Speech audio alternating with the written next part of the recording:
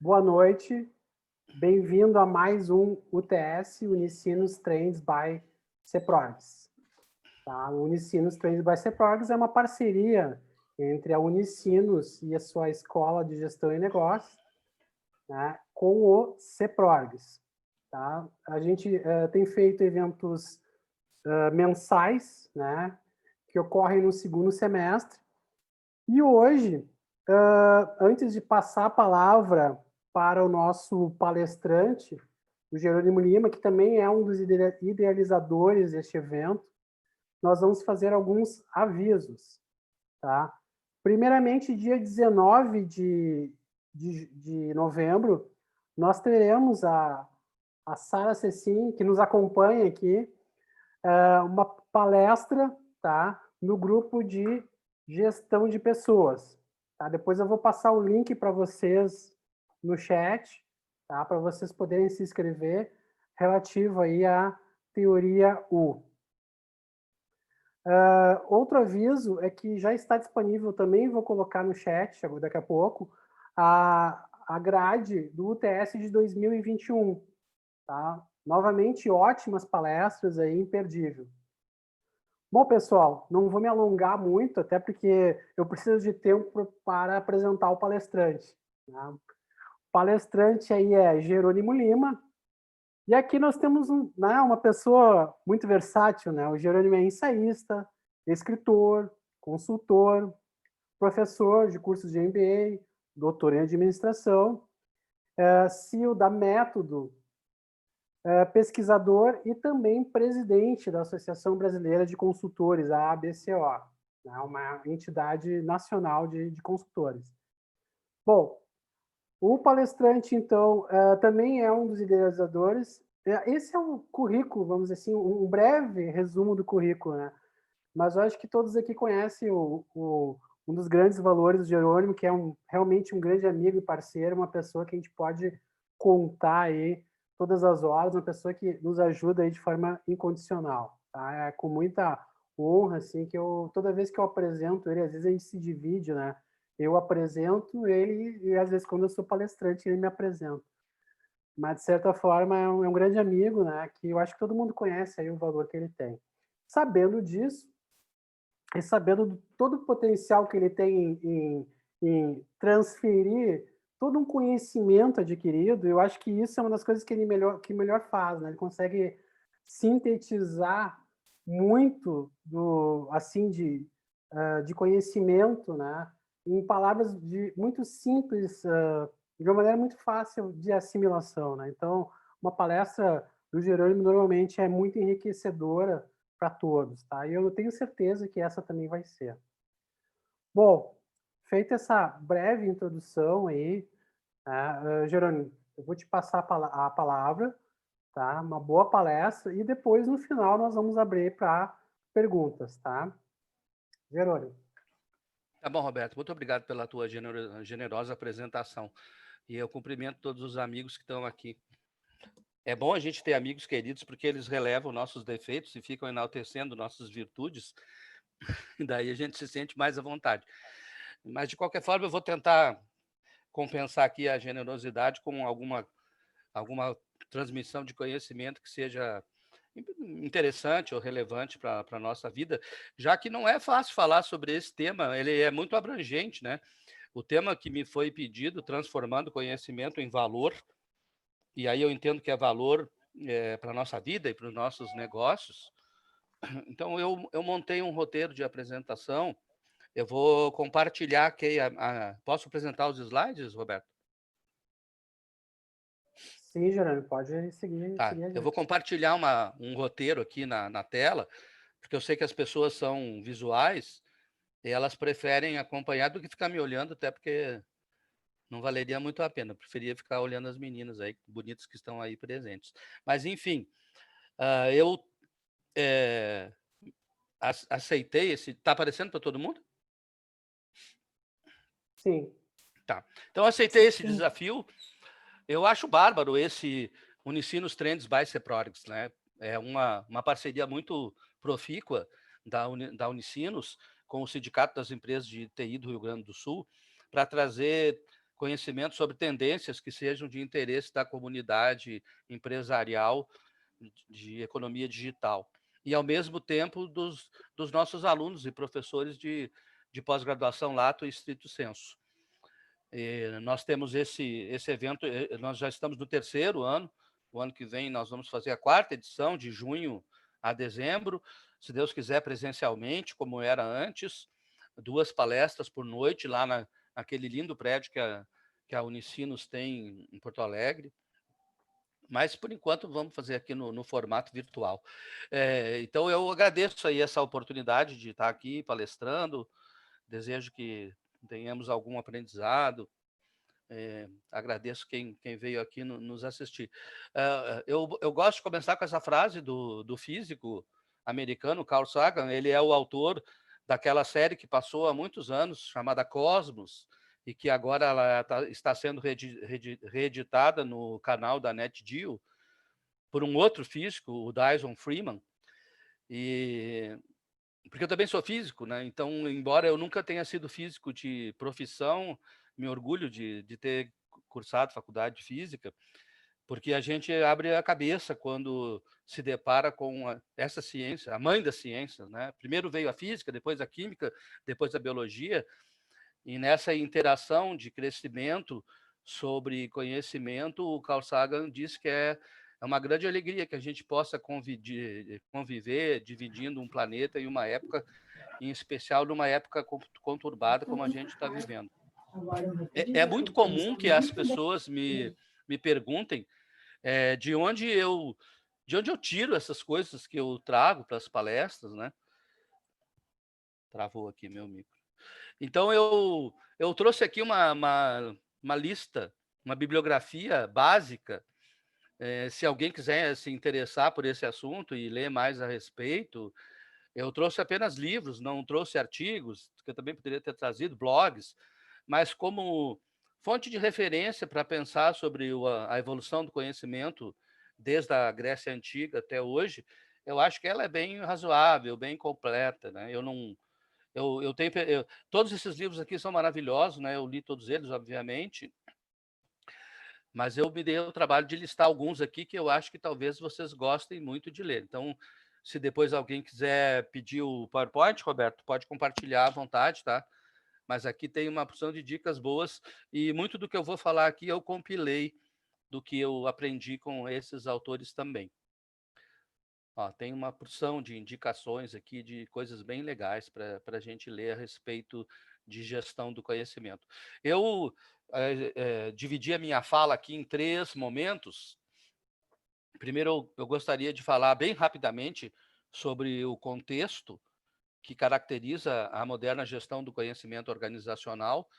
E eu não gosto desse negócio de contexto, porque sinceramente, por exemplo, a Sara e o Roberto, que a gente está em muitas palestras, a gente assiste muito, ninguém aguenta o palestrante falar da máquina de escrever até as redes sociais. Toda vez, quando o cara entra no assunto dele, falta 20 minutos para terminar a palestra. Pelo amor de Deus, vamos pular isso que todo mundo já sabe.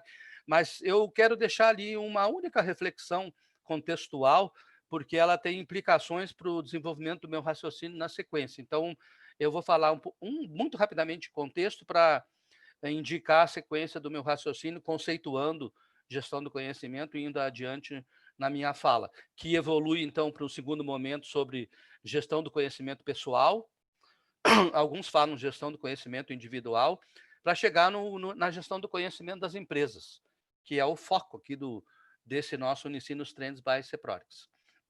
Então, entrando na primeira etapa do meu roteiro, para falar de conceituação e contexto, aqui estão alguns elementos que mostram o porquê que esse assunto se tornou tão importante. E começando lá de baixo para cima, o principal evento que aconteceu do ponto de vista econômico se deu em 1991, quando houve uma mudança radical na estrutura do PIB dos países. Até 1990, o PIB da indústria sempre era maior que o PIB do comércio. E em 91 eles se cruzaram. Então, os economistas assinalam que em 91 teve um marco divisório do ponto de vista dos ativos que são considerados para indicar desenvolvimento econômico. O que aconteceu foi que, nesse cruzamento, o PIB da indústria começou a cair e o PIB do comércio começou a subir, como é hoje. Na verdade, eu botei ali comércio e serviços, porque serviço é considerado dentro de comércio. Haja vista, por exemplo, que aí no Rio Grande do Sul a gente tem duas federações, né? A gente tem uma federação das indústrias, que é a Fiergs, né? E a gente tem uma federação do comércio, que é a FEComércio. A gente não tem uma federação de serviços. Já teve até, ela foi extinta no ano 2001, ela foi, na verdade, encampada pela FEComércio. Mas nesse marco aí de 91, o ano nem tinha terminado para o hemisfério sul, e em setembro, no final de setembro, o Peter Drucker, que é o nosso guru maior de administração, ele escreveu um livro seminal chamado Sociedade Pós-Capitalista. E nesse livro, pela primeira vez, apareceram expressões do tipo trabalhador do conhecimento, era do conhecimento, era da informação, expressões relacionadas aos ativos intangíveis que caracterizam a economia de serviços que a gente vive. Então, ali houve um marco, e em 1992, a principal revista de computação que a gente tem no mundo chama-se Wired. É uma revista grande, assim, daquelas que os americanos gostam, né, de tabloide. A capa da revista era só um desenho verde, que é a cor da tecnologia, e no meio da capa tinha escrito New Economy, a nova economia, para designar, então, que essa expressão passou a ser sinônimo de todo o mundo dos negócios que se mantém na proeminência da riqueza a partir do conhecimento e não mais de ativos tangíveis como dinheiro, maquinário, mão de obra, e instalações, essas coisas. E isso se acelerou com o advento da internet. E isso que a gente quase não conhece a internet. Na verdade, a gente conhece muito pouco da internet, porque a gente não lê em árabe, a gente não lê em cirílico, que é o alfabeto russo, a gente não lê em kanji, que é o alfabeto oriental. 70% da internet é pornografia, e nem todo mundo fica olhando pornografia muito seguidamente. Então, a gente, na verdade, conhece muito pouco da internet. E mesmo assim, esse muito pouco, ele duplica de tamanho a cada 15 dias. E isso decretou o que a gente chama de o fim da expertise. O fim da expertise indica que ninguém mais é sênior. Eu me lembro que quando um jovem começava a sua carreira, né, foi assim que eu comecei, né? Eu comecei como estagiário do CIE, trabalhando na Procergs. Eu fui de estagiário para programador. E aí eu fui um programador júnior, depois um programador pleno, depois um sênior, daí eu virei um analista. Aí de júnior eu fui para gerente, eu tive uma carreira bem rápida, mas tinha todo um regramento de crescimento na carreira que se dava pela expertise do domínio do assunto no qual tu trabalhava. Naquela estrutura, então, de júnior, pleno e sênior, nós evoluímos nessa direção. Só que sênior não existe mais. Quando alguém pensa que dominou um assunto, que sabe muito dele, já duplicou o conhecimento sobre esse assunto tantas vezes que todo mundo retrocede. Nós voltamos ao estágio intermediário de pleno, motivo pelo qual todo mundo hoje em dia se preocupa por aprender. E aí eu trouxe ali duas estatísticas interessantes sobre a vontade de aprender que até os humanos têm, né? Ontem, quando eu fui atualizar esse slide para mostrar para vocês, nós tínhamos no Google brasileiro 116 milhões de sites com conteúdo sobre gestão do conhecimento. No Google mundial, na expressão equivalente ali, Knowledge Management, 1 bilhão 840 milhões de sites sobre isso. E ontem, na livraria Amazon, que é a maior do mundo, a gente tinha mais de 12 mil livros sobre gestão do conhecimento, sobre os mais diversos subtemas dessa área. Então, isso indica que, de verdade, há sinais dos tempos de que a gente vive nessa era do conhecimento. É bom se preocupar com isso. E se nós formos olhar do ponto de vista da economia, por exemplo, eu peguei esse ranking aí da revista Forbes, que é a principal revista de economia do mundo, publicado agora em agosto. Ali estão as 5 empresas mais mais valorizadas do mundo, mais valorizadas do ponto de vista da riqueza. Então, a primeira é a Apple. Bom, o que faz Apple? Bom, Apple faz. A Sara tem um Apple Pro aí maravilhoso, um Mac Pro maravilhoso. Eu uso um iPhone, que é maravilhoso também. Mas a Apple tem a maior loja de software do mundo, sendo que ela não faz nenhum dos milhões de softwares que tem lá, não é ela que desenvolveu. Todo o capital gerado pela Apple vem de conhecimento. Segundo é Google. Google é difícil explicar o que Google faz. Talvez é melhor perguntar o que Google não faz, porque Google faz tudo. A gente conhece Google mais como uma ferramenta de busca, mas esse é só o mais antigo produto, né? O mais antigo serviço. O Google tinha um objetivo estratégico, né? Uma visão de organizar todo o conhecimento do mundo. E eles trabalham para isso, né? Depois veio Microsoft. Microsoft faz software, né? Faz o Windows, faz o Microsoft Office, banco de dados da Microsoft.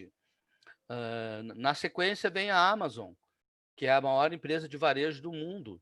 A Amazon começou vendendo livros e hoje ela vende, né, aquela setinha ali embaixo do logo, ela vende de A a Z, ela vende tudo, sendo que ela não tem nenhuma loja física, são todas lojas virtuais. E aí vem Facebook. Facebook também é difícil explicar. O que Facebook faz? Facebook faz fofoca. Na verdade, é isso, né? Eu uso meu Facebook para me expressar acerca do que eu penso, e eventualmente fazer algum marketing pessoal como consultor. Mas Facebook faz fofoca, na verdade. Mas é fofoca que gira em torno de informação, nem todas verídicas, mas gira em torno disso. Eu, eu coloquei ali em cima umas fotos minhas, né? Eu já fui a Nova York muitas vezes. E, e eu sempre tive vontade de ir lá em Wall Street para pegar no touro ali, né? No touro, que é o símbolo da bolsa. O touro é o símbolo da bolsa porque touro luta num movimento da cabeça assim de baixo para cima, porque ele tem o intuito de, nesse movimento de baixo para cima, o chifre pegar no pescoço, no coração do outro touro e assim matar o seu oponente. Então, esse movimento significa a rivalidade das empresas, a competição delas, e eu querendo me sobressair diante dos meus concorrentes, fazendo subir o valor das ações. Então, reza a lenda que quando a gente vai lá, no sul da ilha lá de Manhattan, antes de entrar para o continente, para o bairro Brooklyn, a gente vai lá ver o touro e pega no chifre dele para ficar rico. Não deu certo, não fiquei. E pega no saco do touro para ter um grande amor. Eu nunca tinha conseguido pegar no saco do touro, porque sempre tem duas quadras de fila com japonesas na frente, e eu não dava certo. Mas dessa vez, no ano passado, eu consegui. Mas aqui, nesse ambiente da Bolsa de Valores Dow Jones, estão as empresas que nasceram antes de 1991. E aí, aqui na foto bem na direita, eu estou ali na Times Square, né, numa das esquinas, são 5 esquinas, de frente para o prédio da Nasdaq, que é a Bolsa de Valores das empresas que nasceram depois de 1991, das empresas da economia digital. Nesse dia aqui, foi no dia 8 de abril do ano passado, a ação mais valiosa do mundo era da Pinterest. Pinterest é um site que tem diagramas, gráficos, imagens, é muito interessante, que a gente pode usar para ilustrar nossas apresentações. Mas notem que, né, dessas 5 ali embaixo, todas nasceram de 91 para frente. Então, isso significa que, de verdade, o que aconteceu foi essa migração da economia baseada em ativos tangíveis para uma economia baseada em ativos intangíveis, dos quais o principal, então, é o capital intelectual, motivo pelo qual eu acho que é tão importante a gente falar sobre conhecimento. E aqui também tem uma outra justificativa.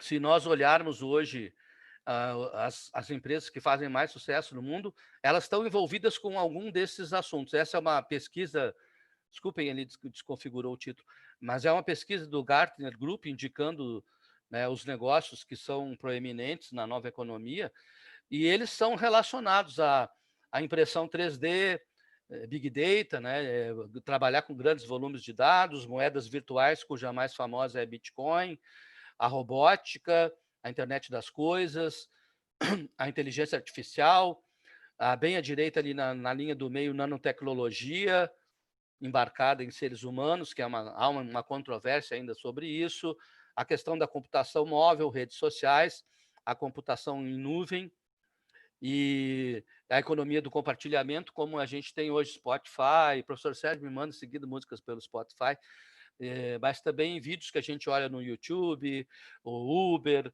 e todas essas plataformas em que recursos que estão sobrando para uns podem ser úteis para outros que não têm aqueles recursos.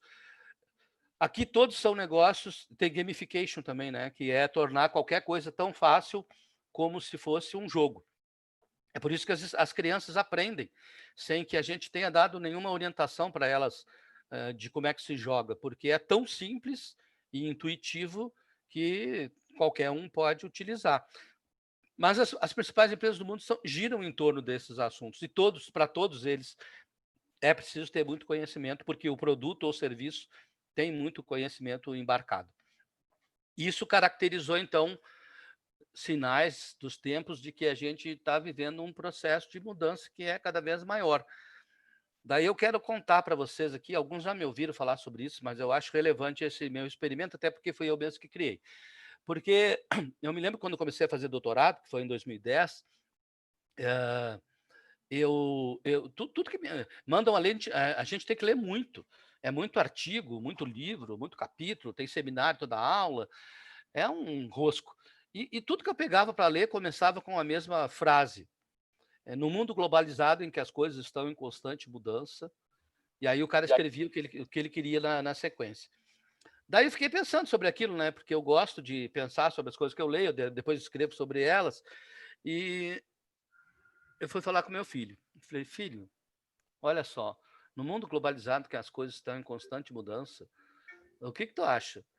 Ele me deu a resposta que eu acho que ele achava que ele me daria. Pai, se não tem no Google, não existe. Daí eu fui para o Google pesquisar. Não foi difícil entender a questão do globalizado. Se a gente olhar, eu, por exemplo, estou usando um computador aqui que é da marca Alienware, é um computador da Dell. O meu celular é um iPhone. Se nós deixarmos a televisão ligada eu deixo na Band News, porque as outras duas eu não suporto, porque elas são muito de esquerda. Mas se tu fica lá na Band News, tu vê o que acontece no mundo todo em tempo real.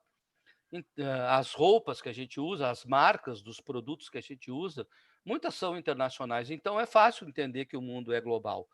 Mas a segunda parte da frase, que estava em constante mudança, é um pouco mais difícil. Então, eu fui atrás de entender o conceito de mudança, e eu entendi que mudança é uma substituição, uma troca, uma transferência. Quando a gente diz mudei de emprego, sai de um emprego, vai para outro emprego. Mudei de casa, sai de uma casa, vai para outra casa. É sempre algo que vem para substituir o anterior. Mas o que estava mudando, eu não consegui no Google descobrir. Não é simples. Então, eu desenvolvi um experimento de analytics. Eu me lembro que no dia 27 de fevereiro de 2015, eu entrei no site da Livraria Cultura, que na época era a nossa maior livraria, agora está em recuperação judicial. Eu botei bem aqui em cima no argumento de busca, entre aspas, o fim de. Eu queria saber todos os livros que tinha em português com o título Um Fim de. Porque daí, se eu descubro o que está terminando, eu vou descobrir o que está começando. Porque sempre alguma coisa substitui. E daí eu, então, entenderia o que está mudando. Então, eu fiz esse experimento e naquela noite, lá, 27 de fevereiro de 2015, tinha 58 livros com o título Fim de, em português, eu nem pesquisei em inglês. Daí, depois eu repeti, em 2016, tinha 152 livros. Eu repeti em 2017, tinha 158 livros. Eu repeti em 2018, tinha 172 livros. O ano passado não consegui repetir, que o pessoal da TI da Livraria Cultura mudou o cálculo do algoritmo de busca, e aí eles trazem qualquer coisa parecida com o que tu escreveu, então não deu mais. Mas eu, então, tive certeza de uma coisa, que em 2018, em fevereiro, tinha pelo menos 178 coisas mudando. Eu trouxe só algumas aqui para mostrar para vocês. As mudanças são de todo nível, de toda ordem, de toda natureza. Então, tem desde mudança no mundo dos negócios muito aprofundada para aquele livro bem à esquerda, acima, O Fim da Liderança, que fala sobre não dá mais para aguentar chefe que é autoritário, autocrático, que manda e desmanda, manda quem pode, obedece quem precisa. Esse tipo de conversa ninguém aguenta mais, né? A gente não, nem filho não aguenta com os pais, imaginem funcionário numa empresa. O cara sai. Isso tem a ver com o livro bem à direita, acima também ali, O Fim da Autoridade, que trata dos jovens que entram no mercado de trabalho. Eles não aceitam aquela liderança antiga. Se tu não for um chefe que se atualizou, um líder que se atualizou, os caras te contestam. Eles não te chamam de senhor, não te chamam de doutor. Não que eu faça questão, mas às vezes a maneira como alguém se dirige a ti indica também o quanto ela respeita teu cargo na hierarquia, né? E aí tem aqui de toda a natureza livros, eu não quero comentar todos porque não é o caso, só queria mostrar que acontecem mudanças em todas as áreas. Eu só quero falar do livro bem à direita, na linha de baixo. Eu adoro esse livro. Ele é do químico húngaro Ilya Prigogine, o vencedor do Prêmio Nobel de Química de 1977. O livro chama-se O Fim das Certezas. É muito difícil ler esse livro. Na verdade, só dá para ler a primeira parte, a primeira metade, porque ele fala sobre teoria do caos e o processo de mudança de certeza. Depois ele apresenta a matemática do caos, daí não dá para entender nada. Nem eu que consegui acompanhar.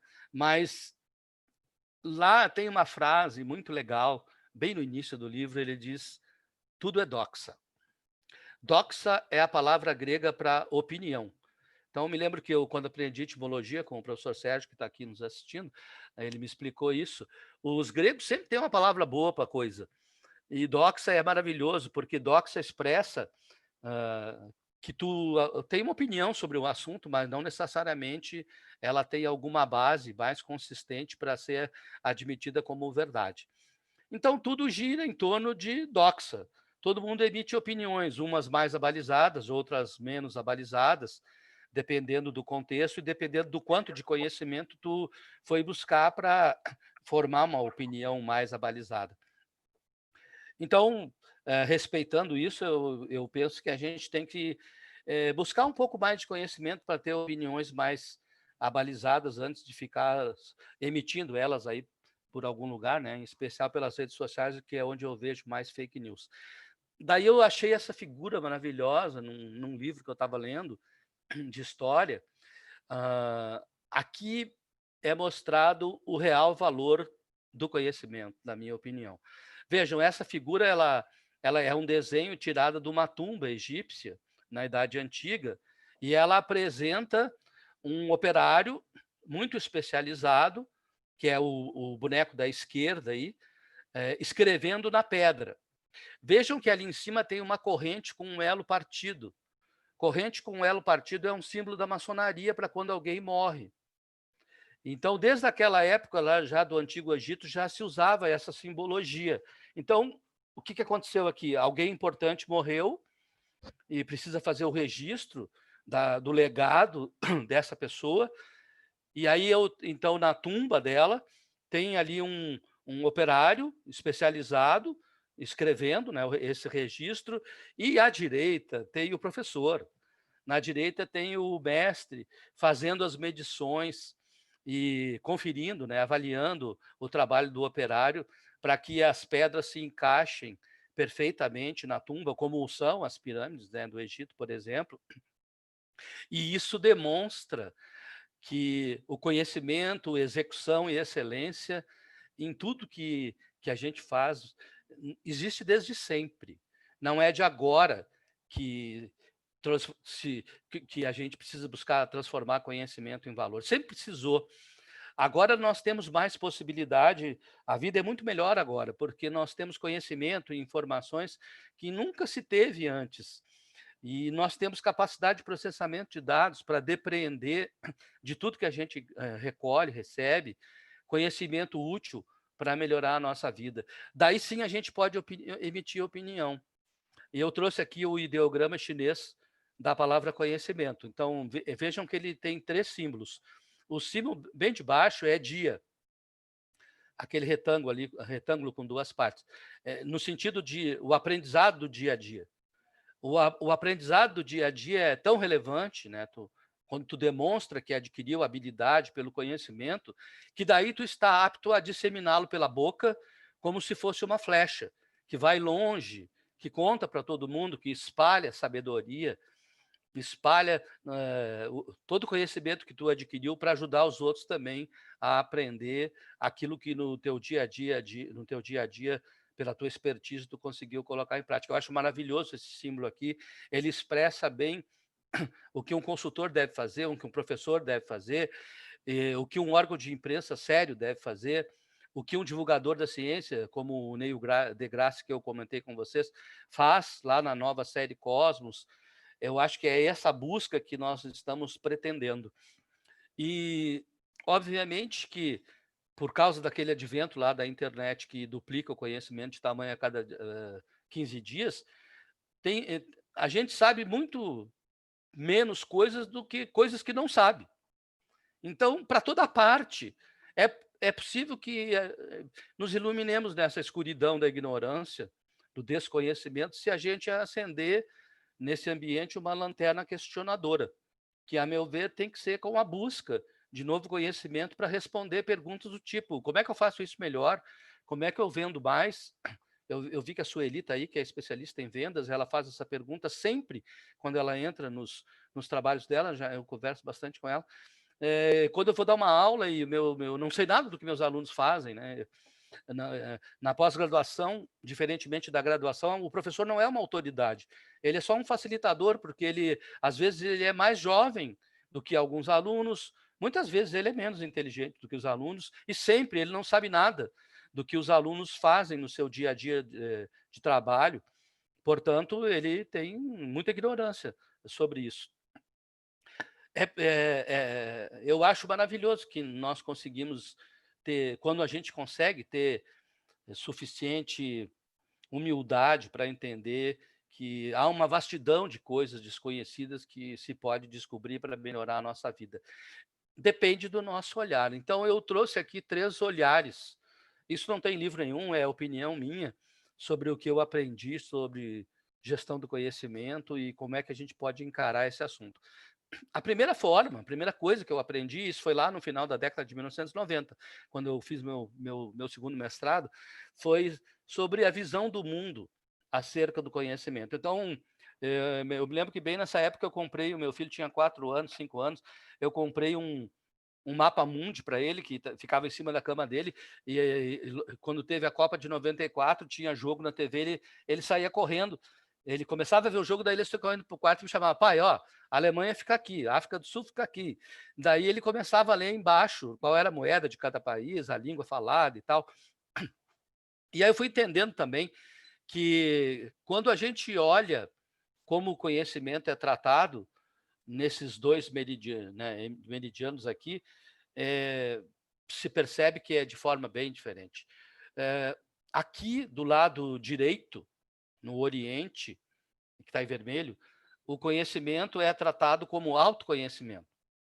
Primeiro eu tenho que me conhecer bem. Primeiro eu tenho que saber bem de mim. Porque como que eu vou saber do mundo se eu sequer me conheço? Ou então, como é que eu vou administrar uma empresa se eu sequer me administro?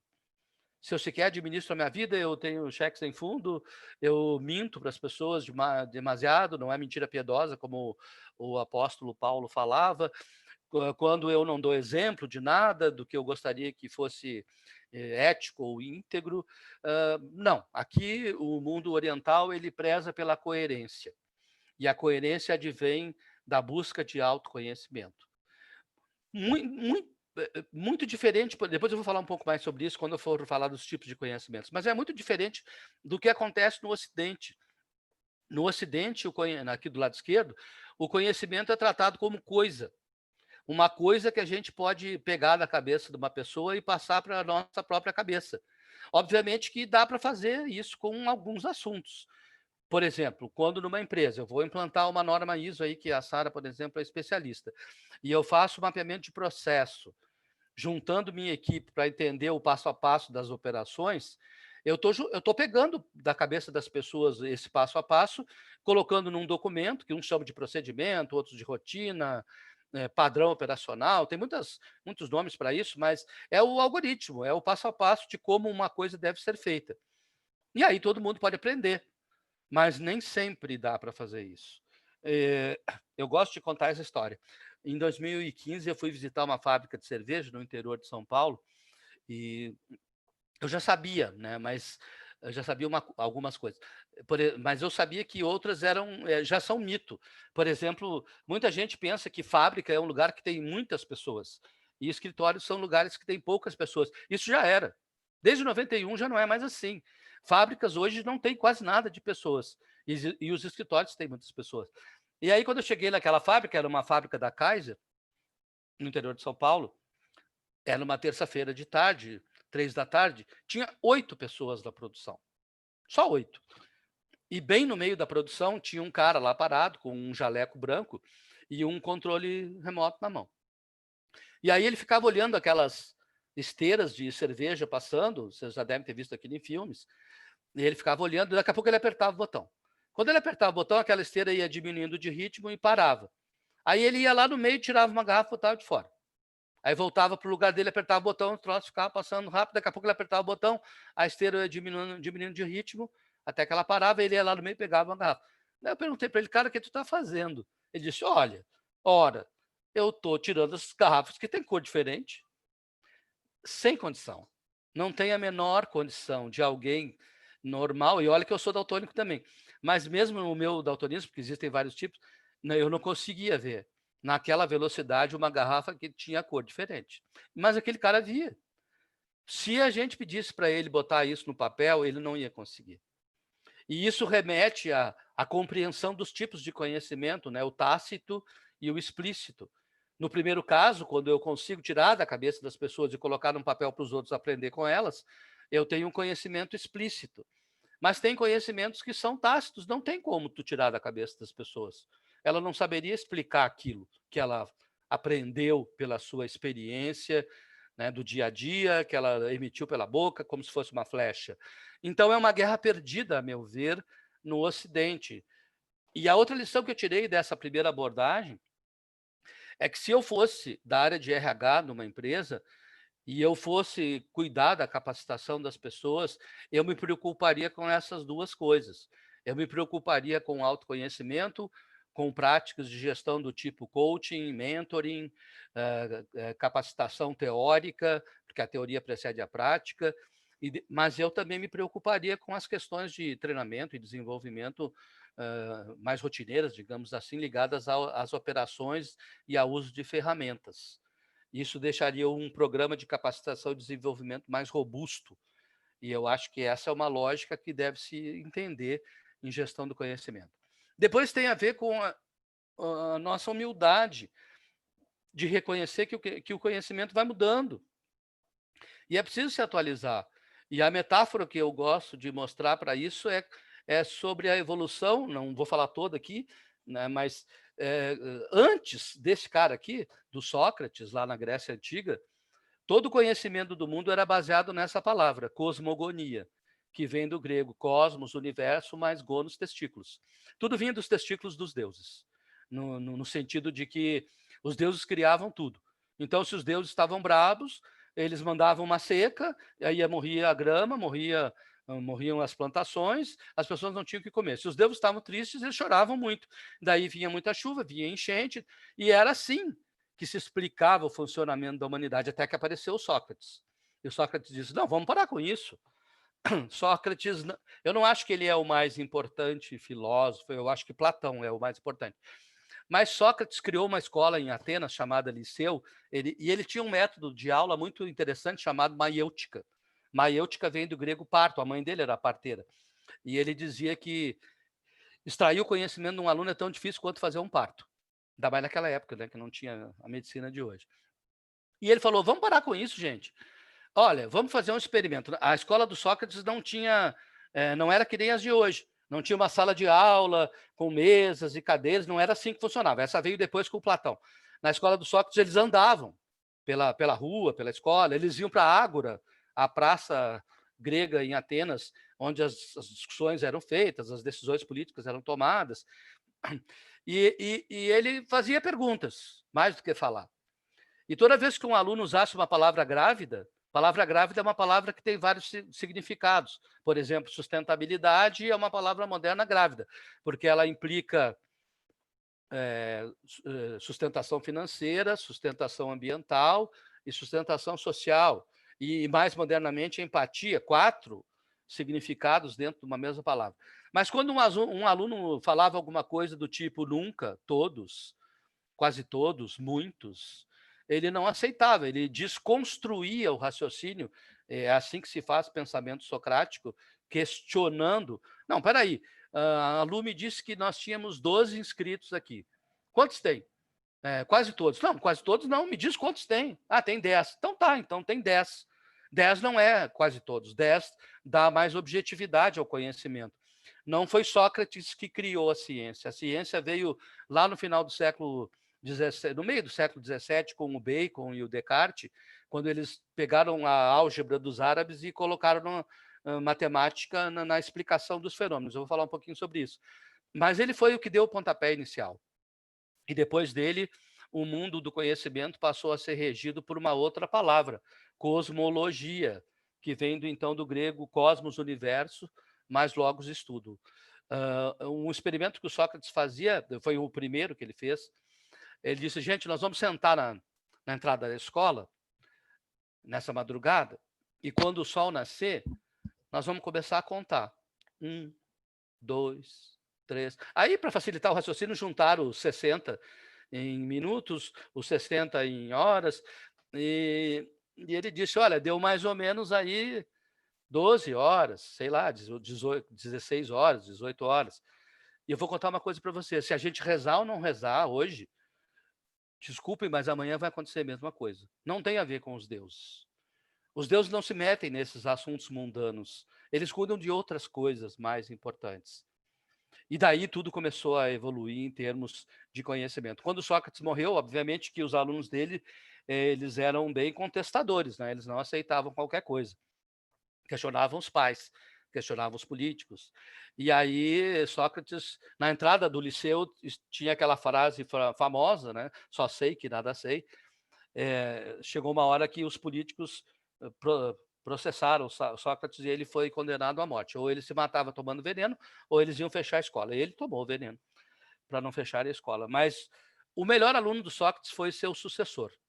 O melhor aluno do Sócrates foi o Platão. O Platão, obviamente, que não queria morrer também. Então, ele fechou aquela escola, foi para o outro lado da cidade e abriu uma outra escola, chamada Academia. Até hoje se chama Universidade de Academia por causa do formato de escola que o Platão concedeu. Platão não era o nome dele, era o apelido dele, porque ele tinha platos, ombros largos, ele era espadaúdo, ele era gordo também. E, obviamente, que ele tinha muita preguiça de ficar caminhando por aí, né, na chuva, no frio e tal, andando pelas praças, ele preferia ficar sentado. Então, ele mudou o estilo de sala de aula. Ele criou aquela sala que a gente conhece, os alunos ficam ali sentados e o professor fica lá na frente. E o professor tem o argumento da autoridade. Embora nem sempre, né? Mas tudo bem, ele tem o argumento da autoridade. Platão fez inúmeras coisas, mas eu não quero também aqui, não é uma palestra de filosofia, mas do ponto de vista do conhecimento, a mais bacana foi que ele dividiu como a gente aprende, né? Quando ele dividiu os 2 hemisférios cerebrais, aqui no hemisfério cerebral da direita, ele disse, aqui moram as ideias, as teorias, os conceitos. Então, primeiro a gente entra por aqui, a gente aprende a teoria, a lógica, o conceito, a ideia. E depois a gente aplica aqui no dia a dia, no mundo real, no mundo das coisas. A gente materializa o conhecimento em ferramentas, objetos, atos, e coisas mais sólidas, né? Consistentes. Até hoje é assim. Um jovem, quando entra no mercado de trabalho, primeiro ele vai para a faculdade, depois ele começa a trabalhar. Tudo bem que nós temos um país pobre, a gente acaba misturando as coisas, né? Trabalha e estuda ao mesmo tempo, mas a lógica certa é essa. Ou a lógica primária é essa, né? Porque depois também houve contestações. Aqui houve um avanço. Não é possível só tu ficar no dia a dia. E essa é uma diferença que eu acho crucial entre o amador e o profissional. O amador, ele toca de ouvido. Ele tem um pouco de talento. É o cara que toca violão amadoristicamente. Ele aprendeu meia dúzia de cifras. Meia dúzia de cifras dá para tocar 183 músicas, mas ninguém dá bola para músico amador, ninguém ouve. Quando a gente vai numa pizzaria, então, que todo mundo mexe muito os braços e cai coisa e é barulhento, ninguém ouve que aquele cara está tocando, na verdade nem sei o nome dele, não gosto do repertório, é brega, desafina, e vê um coverzinho desse tamanho que a gente paga para não se constranger, mas esse cara não consegue pagar as contas no final do mês, porque ele toca de ouvido. Ele tem um pouco de talento, mas um pouco de talento todo mundo tem. Tu precisa aprender método, né? Eu vou falar sobre isso também. O método dá a orientação segura do passo a passo para tu ser um músico, além da tua virtuose, que ganhe dinheiro com isso. Então, a gente avançou aqui e a começar a entender que em programas de gestão do conhecimento, não adianta tu querer ensinar Excel para o cara se ele não sabe mínima matemática básica.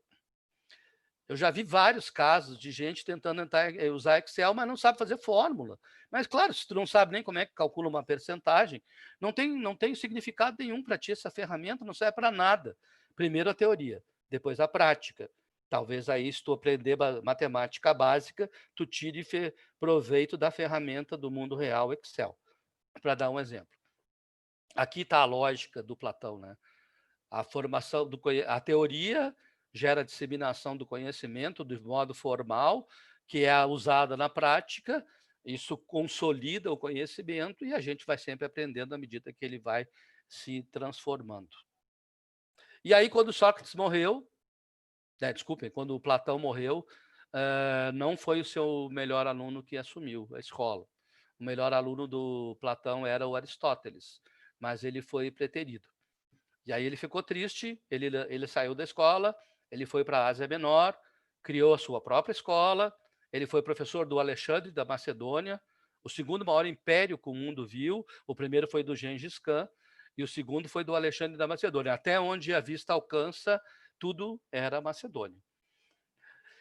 E o Aristóteles, a contribuição dele para a gestão do conhecimento foi que ele escreveu como se faz, porque naquela época não tinha livro, né? Pela primeira vez, alguém escreveu como é que a gente aprende. Isso está escrito na porta da universidade mais antiga que a gente conhece, 1111, mais ou menos, a Universidade de Bolonha, na Itália, mantém o prédio original, que é um castelo medieval, com uma ponte levadiça, assim, uma porta levadiça que abre para baixo, tem ali um lago com peixinhos, devia ter jacaré naquela época, não sei, mas eles escreveram a fogo na porta da universidade a teoria do conhecimento. Segundo Aristóteles, tudo começa com se admitir que o conhecimento é um fato. O conhecimento é um fato quer dizer que a gente pode aprender qualquer coisa. Tudo bem que tem pessoas que têm mais pendor para as artes, outras para a literatura, outras para o ensino de línguas, outras para a matemática. Não importa. O ser humano é capaz de aprender qualquer coisa, desde que ele se dedique. Aí eu tenho muitos exemplos sobre isso, eu vou contar bem rapidamente.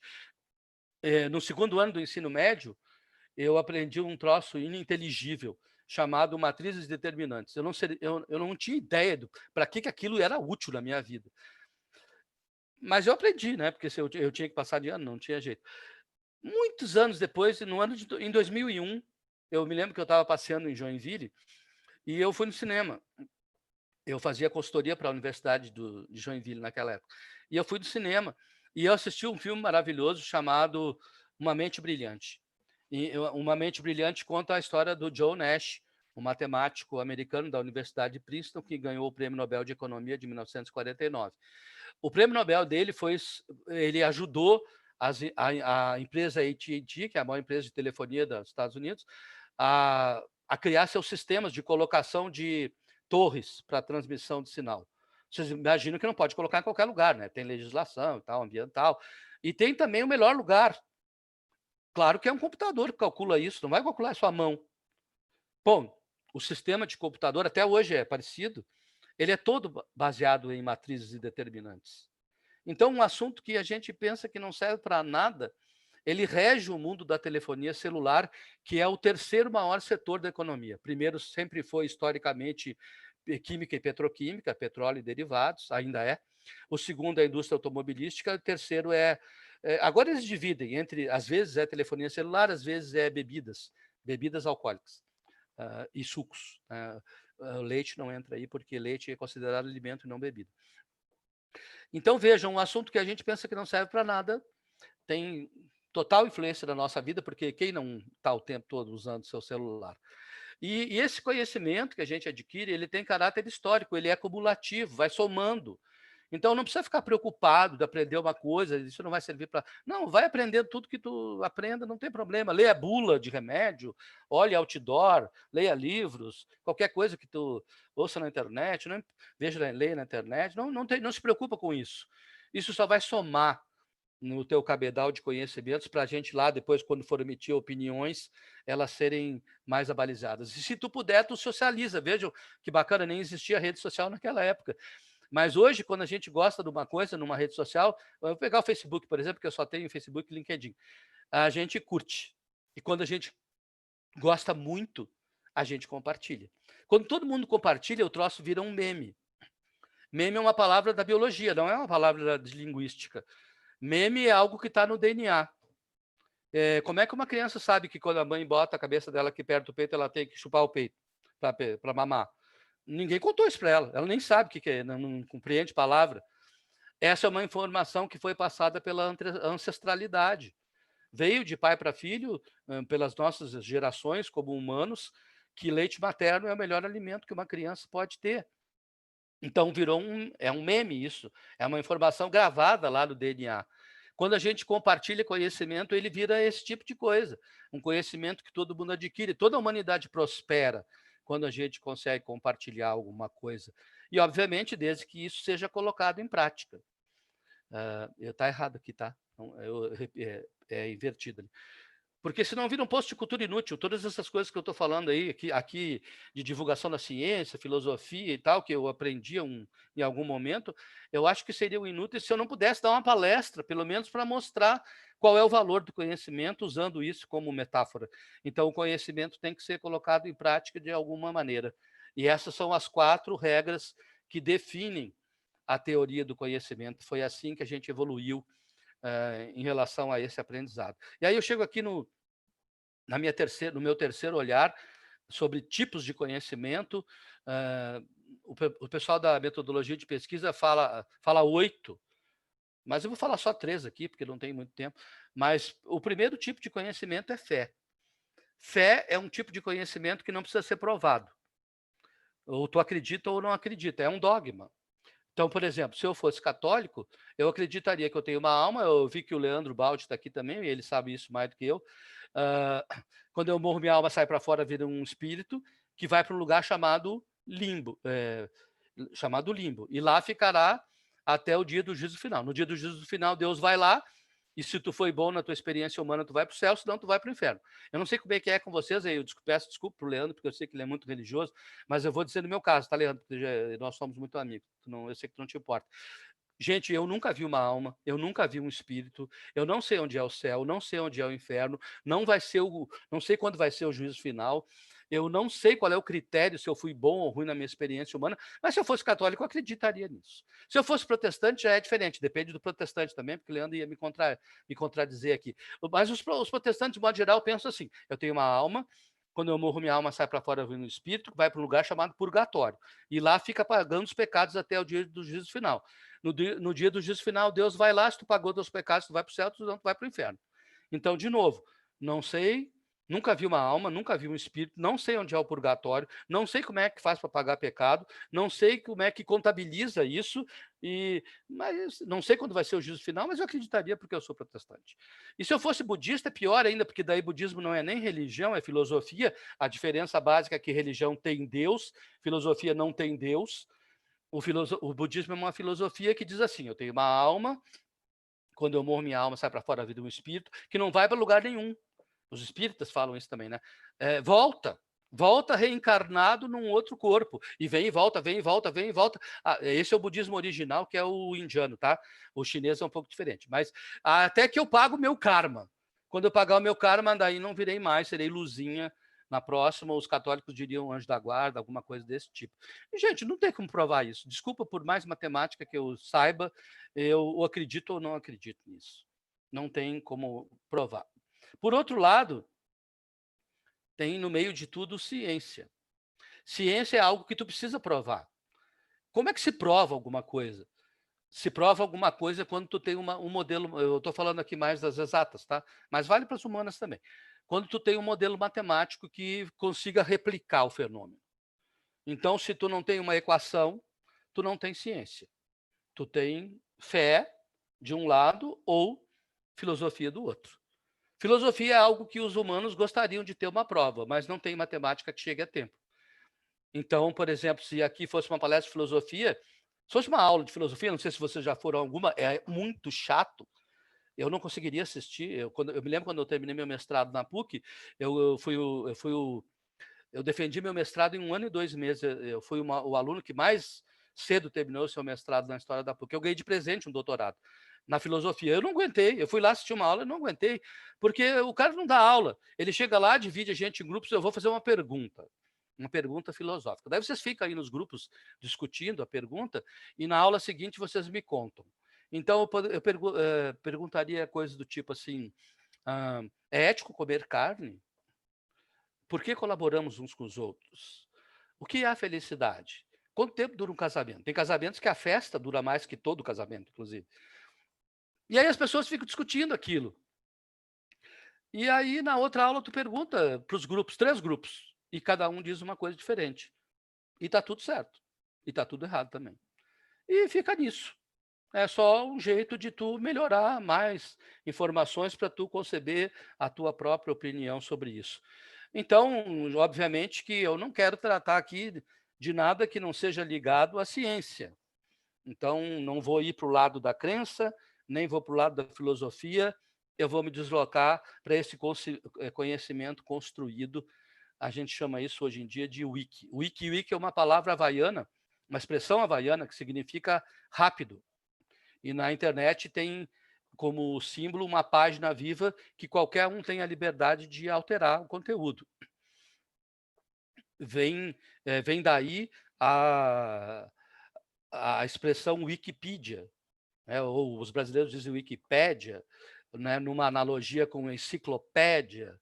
Enciclopédia vem do grego, porque naquela época, como tinha poucos livros, nas salas de aulas as mesas eram redondas e as crianças sentavam ao redor da mesa e o livro ia passando de criança por criança, em ciclo pedos.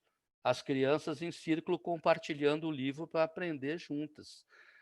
Então, essa é a origem da palavra enciclopédia, e a gente tem isso hoje em dia, né, na internet, conhecimento disponível. Eu trouxe aqui esse site que eu adoro, chama Quora, é um site da Microsoft, tem uma versão em português. Vocês podem chegar ali e colocar qualquer pergunta e pessoas do mundo inteiro vão te dar respostas sobre qualquer assunto que tu queira saber, os assuntos mais extravagantes possíveis. Eles vão responder ali. Muito bacana, tentem fazer um teste lá nesse link que eu coloquei aqui embaixo. E, obviamente, a Wikipedia, a maior enciclopédia do mundo, totalmente virtual, construída de modo colaborativo. Lançada em 2001, né, de acesso livre, tem mais de 50 milhões de verbetes, sendo que mais de 1 milhão em português, já disponível em 287 idiomas. É o 7º site mais acessado do mundo e o 14º site mais acessado no Brasil. Aqui a gente tem uma prova concreta da construção do conhecimento coletiva que se deu pelo ambiente wiki que a gente está vivendo. Daí vou aqui para o conhecimento individual, né, nesse contexto todo. Por que eu tenho que aprender individualmente? Bom, primeiro, para deixar de ser ingênuo, ou, em outras palavras, alienado. Alienado ou ingênuo é aquela pessoa que todo mundo enrola, que todo mundo faz de bobo.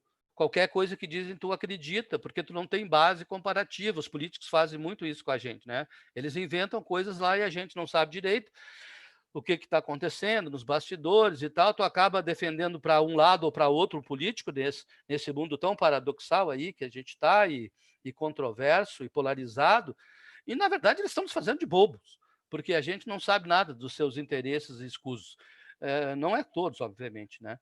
Mas eu não quero ser bobo, nem ingênuo, nem alienado. Eu quero evoluir como pessoa. Então, só tem um jeito, é buscando mais conhecimento. Quando a gente busca mais conhecimento, a gente sai daquele estágio primário e evolui para o que se chama transitivo ingênuo. Transitivo ingênuo é aquele cara que de vez em quando é enrolado. De vez em quando vão te mentir coisas, tu vai acreditar, mas não vai ser sempre. Não é todo mundo que vai te enrolar. E nós queremos mesmo ser críticos. E aí tem uma necessidade de compreensão da palavra crítico. Crítico não é quem bota defeito nas coisas. Crítico é quem consegue comparar um modelo de referência contra o que acontece no mundo. Se as coisas batem, né, se elas são alinhadas, a gente elogia, a gente fala que bom. Uma empresa que, por exemplo, adota uma norma ISO, então tem lá o procedimento que nasceu daquela construção coletiva lá, que é o jeito certo de fazer. Aí vem o auditor e pede para a pessoa fazer. Se a pessoa faz certinho, tá tudo bem, ele elogia. Se a pessoa faz errado, ele detona no relatório de auditoria, ele diz que há uma não conformidade. E esse é o espírito que a gente gostaria de ter nos jovens, principalmente, se eles se dessem o trabalho de ler mais um pouco, de passar da primeira página de pesquisa do Google, ler algum livro, né, Bom, a Sara me conhece bem, né? Esses dias a gente estava falando que eu só escrevo na internet quando eu estou bravo com alguém, eu quero xingar alguém, mas aí, para não citar o nome da pessoa, eu invento lá motes diferentes para xingar alguém. E eu xingo pesado até. Mas esses dias eu falei para o meu sobrinho, Paulinho, tu leu? Pá, tio, não li. Por que tu não leu, Paulinho? Pô, tio, tem 6 folhas. Falei, como assim, Paulinho? 6 folhas, cara. Tu não consegue ler um texto de 6 folhas, então o que que tu lê, meu filho? É isso, né? Então a gente tem problema de fazer as pessoas migrarem para um estágio mais avançado em relação a seu posicionamento no mundo e a sua emissão de opiniões, porque elas são muito pouco críticas. Não tem condição de fazer isso. Da mesma forma que naquela analogia lá do músico amador com o profissional. Né? Eu gosto dessa palavra, é o nome da minha empresa, né? Profissional, para mim, é quem usa método. Método vem do grego meta, que significa além de, mais odós, que significa caminho. Isso quer dizer que as pessoas que usam método, as empresas que usam método, elas vão além do caminho aonde as outras vão, as outras ficam pelo meio do caminho. Eu não posso fazer de qualquer jeito só porque eu acho que eu sou inteligente. Eu tenho que pegar a construção coletiva do conhecimento para aprender boas práticas de gestão, é assim que a gente fala em administração, para poder evoluir profissionalmente na minha carreira e ser mais competente, tanto do ponto de vista das competências técnicas, que advém do saber formal, quanto das habilidades e atitudes relativas às competências comportamentais para colocar em prática aquele conhecimento. Vejam aí Platão, né? Primeiro teoria, ali saber, depois prática, habilidade e atitude. Né? Na verdade, eu acho que até está errado, que a atitude devia ser o primeiro, porque quem não tem atitude para buscar saber nunca vai ser habilidoso em nada, né? Mas, enfim, como o pessoal de RH escreve dessa maneira, eu trouxe aqui também, eu acho que esse é um papel da gestão do conhecimento para as pessoas.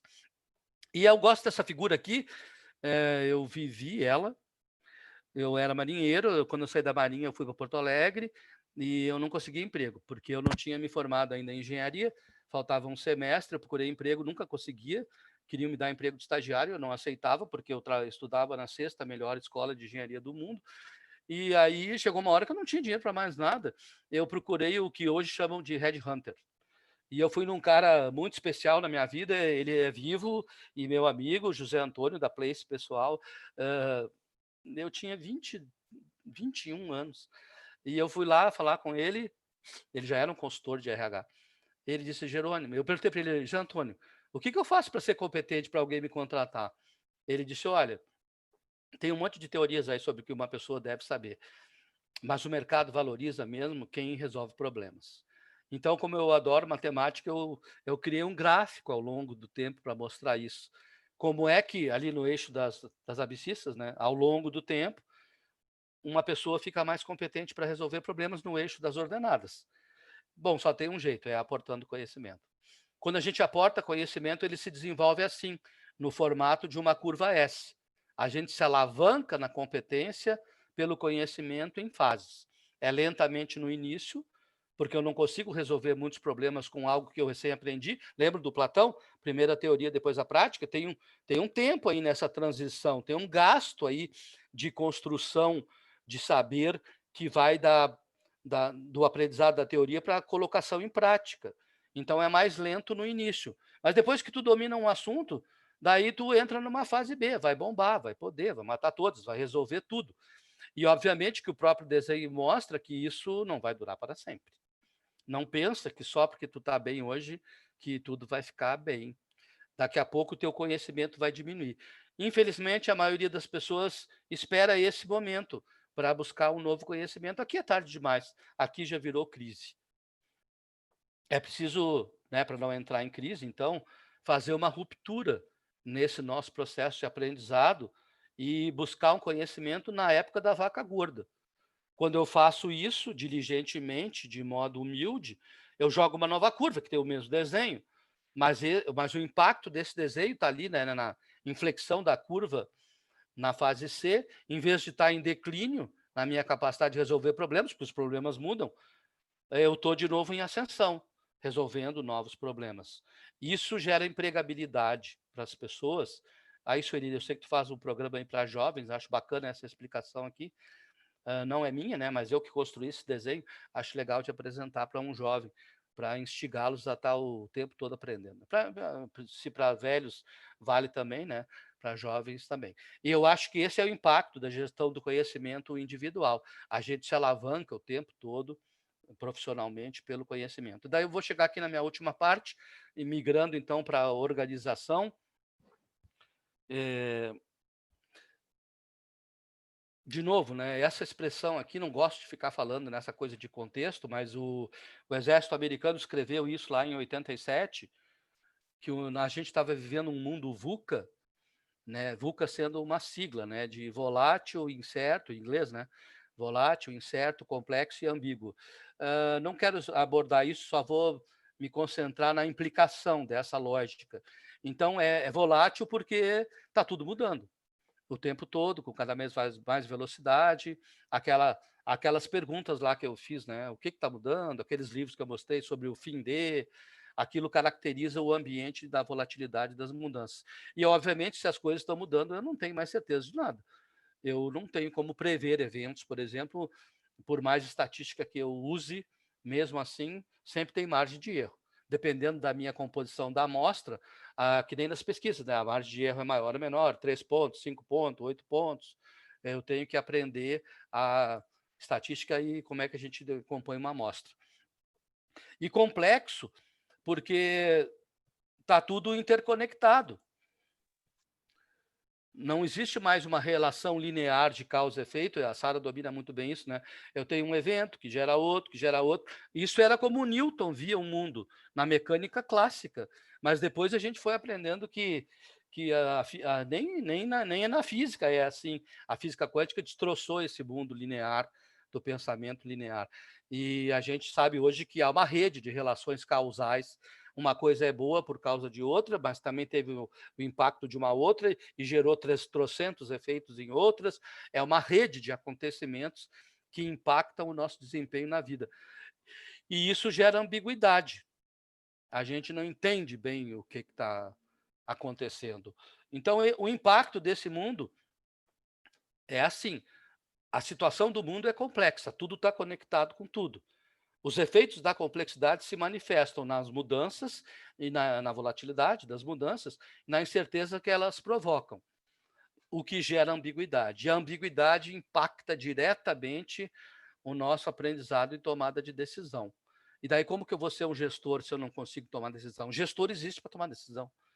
Então, eu preciso melhorar a minha capacidade de tomar decisão. Vai do meu entendimento de como é que eu faço a gestão do conhecimento organizacional. Há uma evolução conceitual. Eu primeiro preciso entender o que é dado, o que é informação e o que é conhecimento. Eu não vou abordar aqui tema por tema, mas tem distinções entre eles. Por exemplo, a gente não fala dado, a gente fala banco de dados. Quando se ouve essa palavra banco, podemos pensar num lugar onde sentar, mas tudo bem, a gente pode também pensar num prédio bem grande. Eu me lembro quando eu fui lá no Santander Cultural, lá na Praça da Alfândega, né? É bem isso. Um prédio enorme, com um cofre enorme, que cabe um monte de gente ali dentro, inclusive, cheio de dinheiro. E a gente tem, então, ali um banco de dados, né? Um banco de dinheiros. Nós não sabemos. Eu tenho conta no Banco do Brasil. Eu não sei quanto de dinheiro tem no Banco do Brasil. Esse é um dado, mas não me interessa também. Só me interessa o meu dinheiro, o que está na minha conta. Então, quando eu pego dados e trago para um contexto, né, todo o dinheiro que tem no banco, mas eu quero saber só o dinheiro que está na minha conta. Esse é o meu contexto. O dado é promovido à informação. Tem uns que chamam só de informação, outros chamam de informação. Esse dinheiro me interessa, porque se eu pegar o meu extrato, lá no final eu olho. Se eu estou devendo, eu tenho que botar dinheiro na conta, porque senão eu vou pagar juro altíssimo. Se eu tenho crédito, eu vou gastar. Mas eu, com essa informação, eu posso tornar a minha vida melhor. Quando eu uso a informação, lembram do Aristóteles, lá a última elipse lá o último retângulo lá da teoria do conhecimento, o conhecimento tem que ser aplicado. Se eu uso a informação aplicando na minha vida pessoal ou profissional, ela é promovida para conhecimento. Daí, alguns chamam isso também de informação, outros chamam de conhecimento. E aí, no mundo organizacional, nós temos que saber fazer essa transição de coletar dados que vêm dos processos organizacionais, contextualizar para um processo específico e suas correlações, gerando informações e usando as informações para a tomada de decisão na sequência aqui, que é o que gera conhecimento. Para a gente chegar nessa definição aqui, nesse conceito, na verdade, que eu peguei da Sociedade Brasileira de Gestão do Conhecimento, fui vice-presidente durante 8 anos dessa entidade, que fala que é um processo sistemático, integrado e transdisciplinar, com atividades, são 6 atividades, tem aí na literatura de 2 atividades até 14. Eles usaram aqui um método estatístico de colocar as mais citadas. Criação de conhecimento, identificação, porque nem todo mundo cria conhecimento. Quem cria conhecimento? Quem tem área de pesquisa e de desenvolvimento. Esses caras criam, eles têm mestres e doutores trabalhando lá para gerar conhecimento. Mas tem gente que só copia conhecimento. Não tem problema nenhum de copiar conhecimento, mas tu tem que saber o que copiar. Então, a identificação é descobrir o que copiar. Organizar o conhecimento de alguma maneira que as pessoas consigam acessar, né, por alguma indexação qualquer, para compartilhar e botar em prática, né, para tirar proveito, a teoria do Aristóteles de novo, e alguma forma de proteger, porque logo vão te copiar. Todo mundo copia tudo. E é óbvio que eu vou fazer isso dos conhecimentos estratégicos, que são aqueles que geram valor para as partes interessadas de uma organização. Eu sublinhei aqui as palavras-chave para a gente refletir, né? Processo, então, porque tem que ter atividades rotineiras de fazer isso, sistematizadas, não pode fazer de qualquer jeito, tem um melhor jeito, tem um método, tem que ser colocado em prática. E, obviamente, que eu não vou fazer isso para mostrar como é que faz o cafezinho. Eu vou fazer como é que eu aumento as vendas. Esse é um conhecimento que gera valor para a parte interessada acionista, por exemplo. Então, aqui está uma definição do conhecimento, e eu trouxe aqui uma explicação sobre isso, que depois vocês podem ver nos slides que eu vou compartilhar. E daí isso tem uma linha do tempo. Eu não gosto muito dessa coisa que chamam de linha do tempo. Por exemplo, agora falam indústria 4.0. Eu acho que a gente nem conseguiu vencer os desafios da 1.0 e já estamos lá na 3.0, que está na 4.0.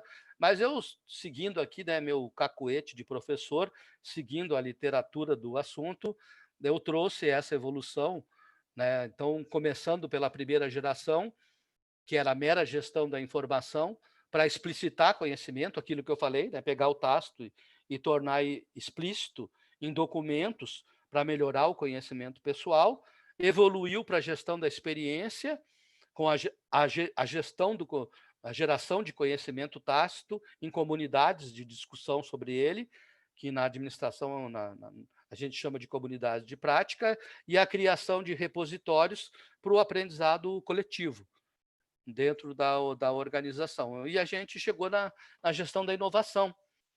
Na verdade, do ponto de vista organizacional, gestão do conhecimento não serve para nada, a menos que tu coloque em prática.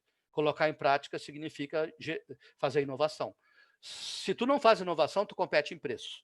E aí tu pode se manter no mercado. Mas se tu quer cobrar mais, ou se tu quer crescer, tu tem que fazer diferente. Fazer diferente nesse contexto aqui chama inovar. Então, a gente evoluiu aqui e chegamos, no meu entendimento, nessa expressão data science, que eu acho que é no que se transformou a gestão do conhecimento. Não sai mais livros sobre isso, não sai mais artigos sobre isso. Daí fiquei me perguntando, por que os caras não falam mais de gestão do conhecimento? Porque ela tem outro nome agora. Ela virou ciência de dados. O conhecimento vem do reforço daqueles fatores-chave para descentralizar o conhecimento em plataformas, e aí, com aprendizado de máquina, por exemplo, que é o que o Spotify faz, que a Netflix faz, eles consigam fazer estatística preditiva ou prospectiva para indicar coisas que podem acontecer no futuro em função do passado. Mas isso a gente só consegue com estatística. Então, claro que para todo mundo usar, essas plataformas têm que ser gamificadas, como está ali. Qualquer um de nós aqui consegue entrar no Spotify e ouvir uma música, entrar no Netflix e escolher uma série e tal, porque elas são gamificadas e isso amplia o conhecimento coletivo sobre um assunto específico a partir de métodos estatísticos para a tomada de decisão. Então, a meu ver, gestão do conhecimento virou ciência de dados. Eu pego dados para a tomada de decisão e, a partir delas, gerar ações para melhorar o mundo corporativo, né, colocando em prática o conhecimento. Né? Então, desde dados que mostram o que aconteceu, por que aconteceu, o que pode acontecer, o que eu posso fazer se alguma coisa acontecer, e isso embasa a minha tomada de decisão para agir, para melhorar a minha vida. Claro que não posso fazer isso sem matemática. Então, eu sempre trago esse slide e mantenho a frase original em inglês que diz que se tu quiser se aprofundar em alguma coisa, bem lá no fundo tu vai encontrar matemática. Desculpa, mas não... Professor, mas eu sou psicólogo, eu às vezes ouço isso. Eu sinto muito, amiga, vai aprender Excel básico, vai lá no Senac, faz um curso de Excel, custa R$ 180 um curso de Excel básico, depois faz o intermediário, nem precisa fazer o avançado, mas não tem como tu tomar decisão hoje em dia, senão tu é um chutador. Aquele negócio do da doxa lá, tu só emite opinião, qual opinião qualquer um pode emitir, mas se tu quer sair da fé ou da filosofia e ir para a ciência, tu tem que ter um pouco de matemática aí para fazer o teu embasamento. Esse é o milagre da estatística, a gente chama de um milagre da agregação. Tu pega os dados estatísticos de todo mundo e melhora a tua decisão, melhora a tua opinião. E sempre isso é melhor do que tu decidir sozinho, só com base no que tu acha, porque o que tu sabe é muito, muito menos do que tu não sabe. Esse, para mim, é o real valor da estatística. E claro que daí isso impacta a nossa tomada de decisão. Eu trouxe aqui essa figura que eu gosto, porque é do meu amigo Hila Dávila, professor da Universidade do Arizona, mineiro. Ele foi meu diretor quando eu era vice-presidente da SBGC. Hoje ele mora no Arizona. Essa aqui esse é a síntese da tese de doutorado dele, ele mostrando o impacto do capital intelectual e dos ativos intangíveis na tomada de decisão. E eu não sei se você sabe, mas nunca ninguém em administração ganhou um prêmio Nobel. Nunca. O cara que chegou mais perto foi um sociólogo americano chamado Herbert Simon. Ele escreveu um livro maravilhoso em 1978 chamado Comportamento Administrativo, e no capítulo 1 desse livro, publicado aqui no Brasil pela FGV, ele funda a única teoria até hoje que recebeu um prêmio Nobel em administração, mas é um evento de sociologia, chamada tomada de decisão com base no princípio da racionalidade limitada. Ele diz que as nossas decisões sempre são ruins. Na verdade, no livro ele chama de acomodações, essa é a palavra que ele usa, porque tudo gira em torno de informações. Se tu usa, tu gera conhecimento. E nem todo mundo gera bem as informações, porque tem gente que não recebe as informações, tem gente que recebe, mas não lê, tem gente que lê, mas não entende, tem gente que lê, entende, mas mente. Os brasileiros mentem em média 208 vezes por mês, desde mentirinha pequenininha, oi, tudo bem, mas não está tudo bem, até, oi, onde é que tu estava nesse horário? Eu estava assistindo a palestra do Jerônimo lá com a Marina, mas eu não estava, eu não sei onde é que o cara se meteu. Ele entrou ali, deixou a câmera desligada, eu não sei nem se a pessoa está ali, o professor detesta isso, né? Mas, enfim, então tem até mentira mais terrível. E aí, claro que nunca uma decisão é boa, pelo desnível, né? A gente diz assimetria de informações entre os decisores, porque o que eles veem, o professor adora, eu não conheço um professor que não usa essa figura, né, do iceberg, o professor adora iceberg, porque se presta para muitas metáforas, o cara só vê o que está em cima, mas o que sustenta ele não vê. Né? Ele vê o capital financeiro, por exemplo, nas empresas, os balanços, os relatórios de demonstrações financeiras, está na contabilidade e tal, mas o que gerou isso, os processos, a cultura, o clima, a inovação, isso não aparece.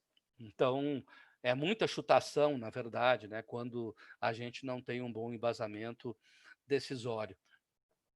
Se alguém quiser ler mais sobre isso, eu recomendo essa leitura do livro à direita ali. É o melhor livro do ano de 2008 nos Estados Unidos, desse economista indiano, chamado Dan Ariely, mas ele mora nos Estados Unidos, né? Ele é da Universidade de Carnegie Mellon. Ele diz, contrariando o Simon, né, que as decisões não são nem parcialmente racionais, elas são previsivelmente irracionais. Como o livro tem 8 capítulos, cada capítulo é uma história, não precisa ler todo o livro na ordem.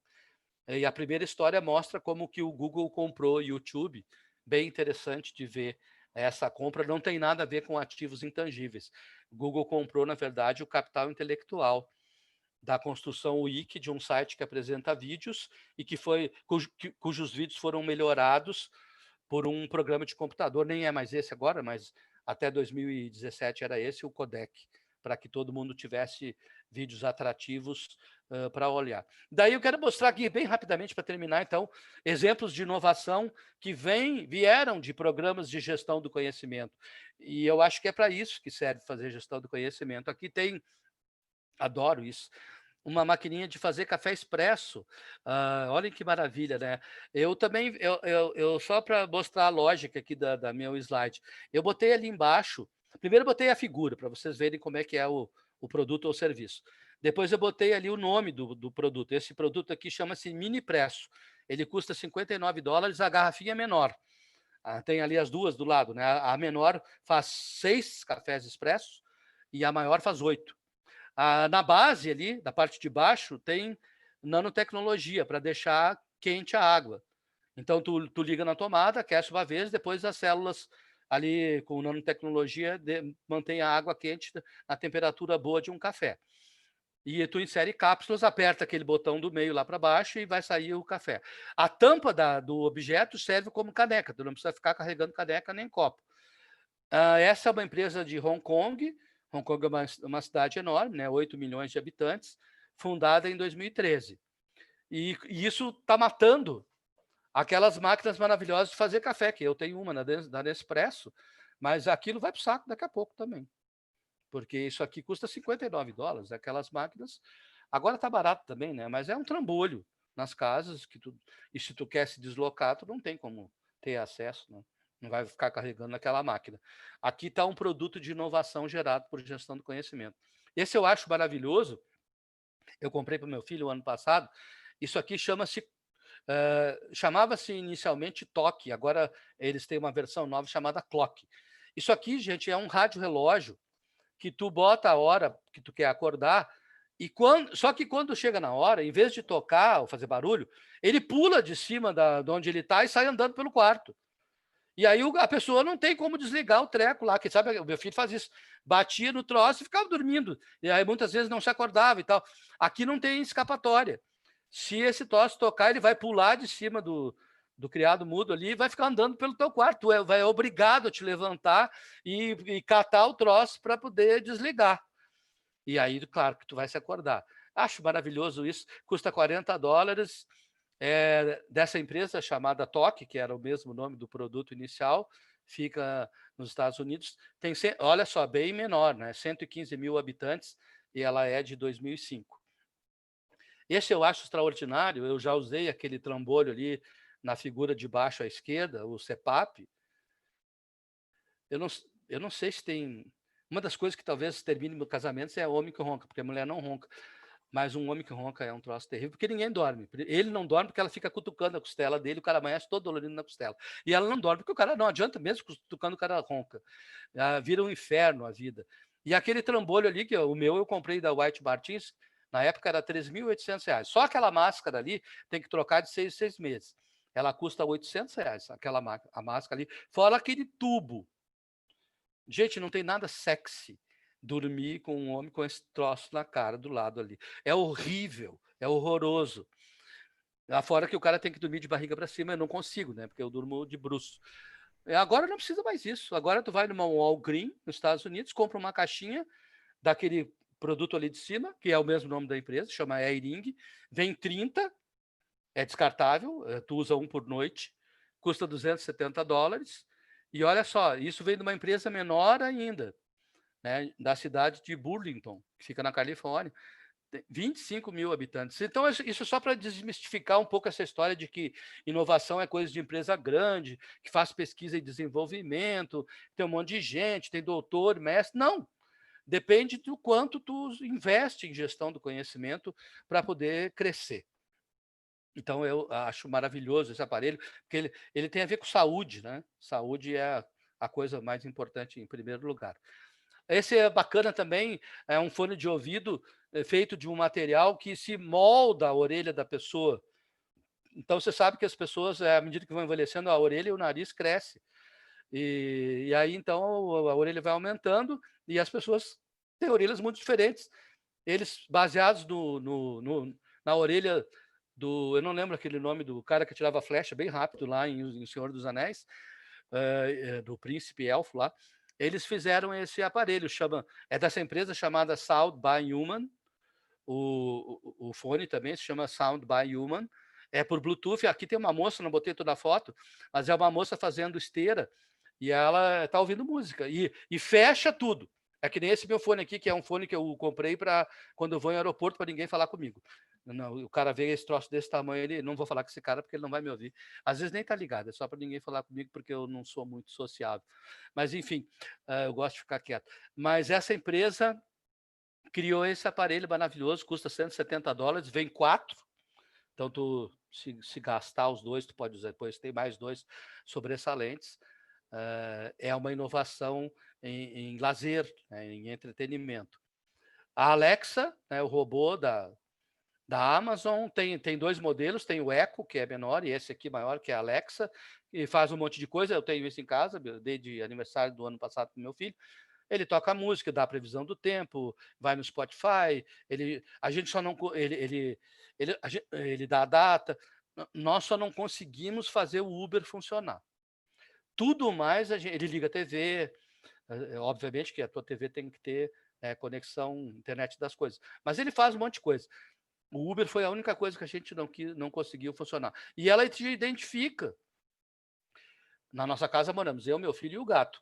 O gato não faz barulho. E eu e meu filho fazendo barulho. Então, quando um de nós entra na porta, ela não diz o nome. Ela diz, oi, tudo bem? Tudo bem? Aí eu digo, oi, tudo bem? Aí ela identifica a minha voz. Aí ela começa a me chamar pelo nome. Ela me pergunta, tu quer ouvir música? Quero. Que música tu quer ouvir? Eu quero ouvir Beyoncé. Gosto de ouvir Beyoncé. Então, ela vai lá na Apple Store, pega a playlist da Beyoncé, bota a música da Beyoncé mais tocada. Quando termina a música, ela me pergunta, gostou? Gostei. Aí ela bota a segunda. Gostou? Não, não gostei. Aí ela vai indo. Ela faz uma playlist para mim, da Beyoncé, só com as músicas que eu gostei. No dia seguinte, eu entro em casa, ela me pergunta, quer ouvir Beyoncé? Se eu disser que sim, ela vai tocar só as músicas que eu gosto da Beyoncé, só para dar um exemplo, né, da conexão da Alexa com Spotify, por exemplo, porque ela faz isso via Spotify, buscando lá na loja da Apple, se eu não quiser usar o Spotify. Aqui tem um robô, de 2016 para cá, começou uma discussão muito intensa na Europa sobre a carga de trabalho e se decidiu que os humanos parariam de trabalhar às 5 horas da tarde. Então, 5 horas, todos os humanos vão embora, apagam-se todas as luzes e o Baxter começa a trabalhar. O Baxter produz das 5 da tarde às 6 da manhã, o dobro do que os humanos produziram durante o dia. Custa $25 mil, que é pouco dinheiro para uma empresa industrial, com uma melhoria. Estão vendo aquela cabecinha lá? Não tinha. Mas aí, por causa do Exterminador do Futuro, os humanos ficaram com medo dos robôs. Então, eles pegaram e fizeram uma parceria com o iPad, botaram um iPad ali, aquela carinha pisca e fala. Quando a gente chega de manhã, ela reconhece facialmente e diz, oi, Jerônimo, tudo bom? Passou bem a noite? Foi legal? Teu time ganhou? É muito bacana de ver isso. É de uma empresa de Boston chamada Rethink Robotics, que fez uma inovação, então, na área industrial com esse robô que interage com os humanos. Isso aqui não foi lançado, vai ser lançado agora em dezembro, chama U-Beam. Nós vamos poder carregar o celular sem ligar nada na tomada. Então, por ondas sonoras, vai ter um concentrador, que é o U-Beam, ele vai concentrar energia e tu vai só colocar o teu celular em cima e não precisa mais fio, não precisa mais tomada, aquela novela toda se foi, né? Nosso gato lá, por exemplo, ele comia todos os fios de tomada que a gente tinha, não precisa mais isso, não tem preço ainda, mas vai ser lançado pela Sonic Energy agora em dezembro, numa cidade de 9.000 habitantes, né? Em Marina del Rey, lá na Califórnia também. O Dropbox eu uso, né? Eu tive muitos problemas de viajar e me esquecer do pendrive. Daí eu tinha que ligar para o meu filho, pelo amor de Deus, estou aqui na sala de aula, preciso do... E aí ele me tripudiava ainda por cima. Daí isso morreu. Todo lugar tem internet, eu entro no Dropbox. $16 por mês na versão Professional. Eu nem uso a Professional, porque eu não tenho tanto dado assim. O Dropbox foi uma inovação.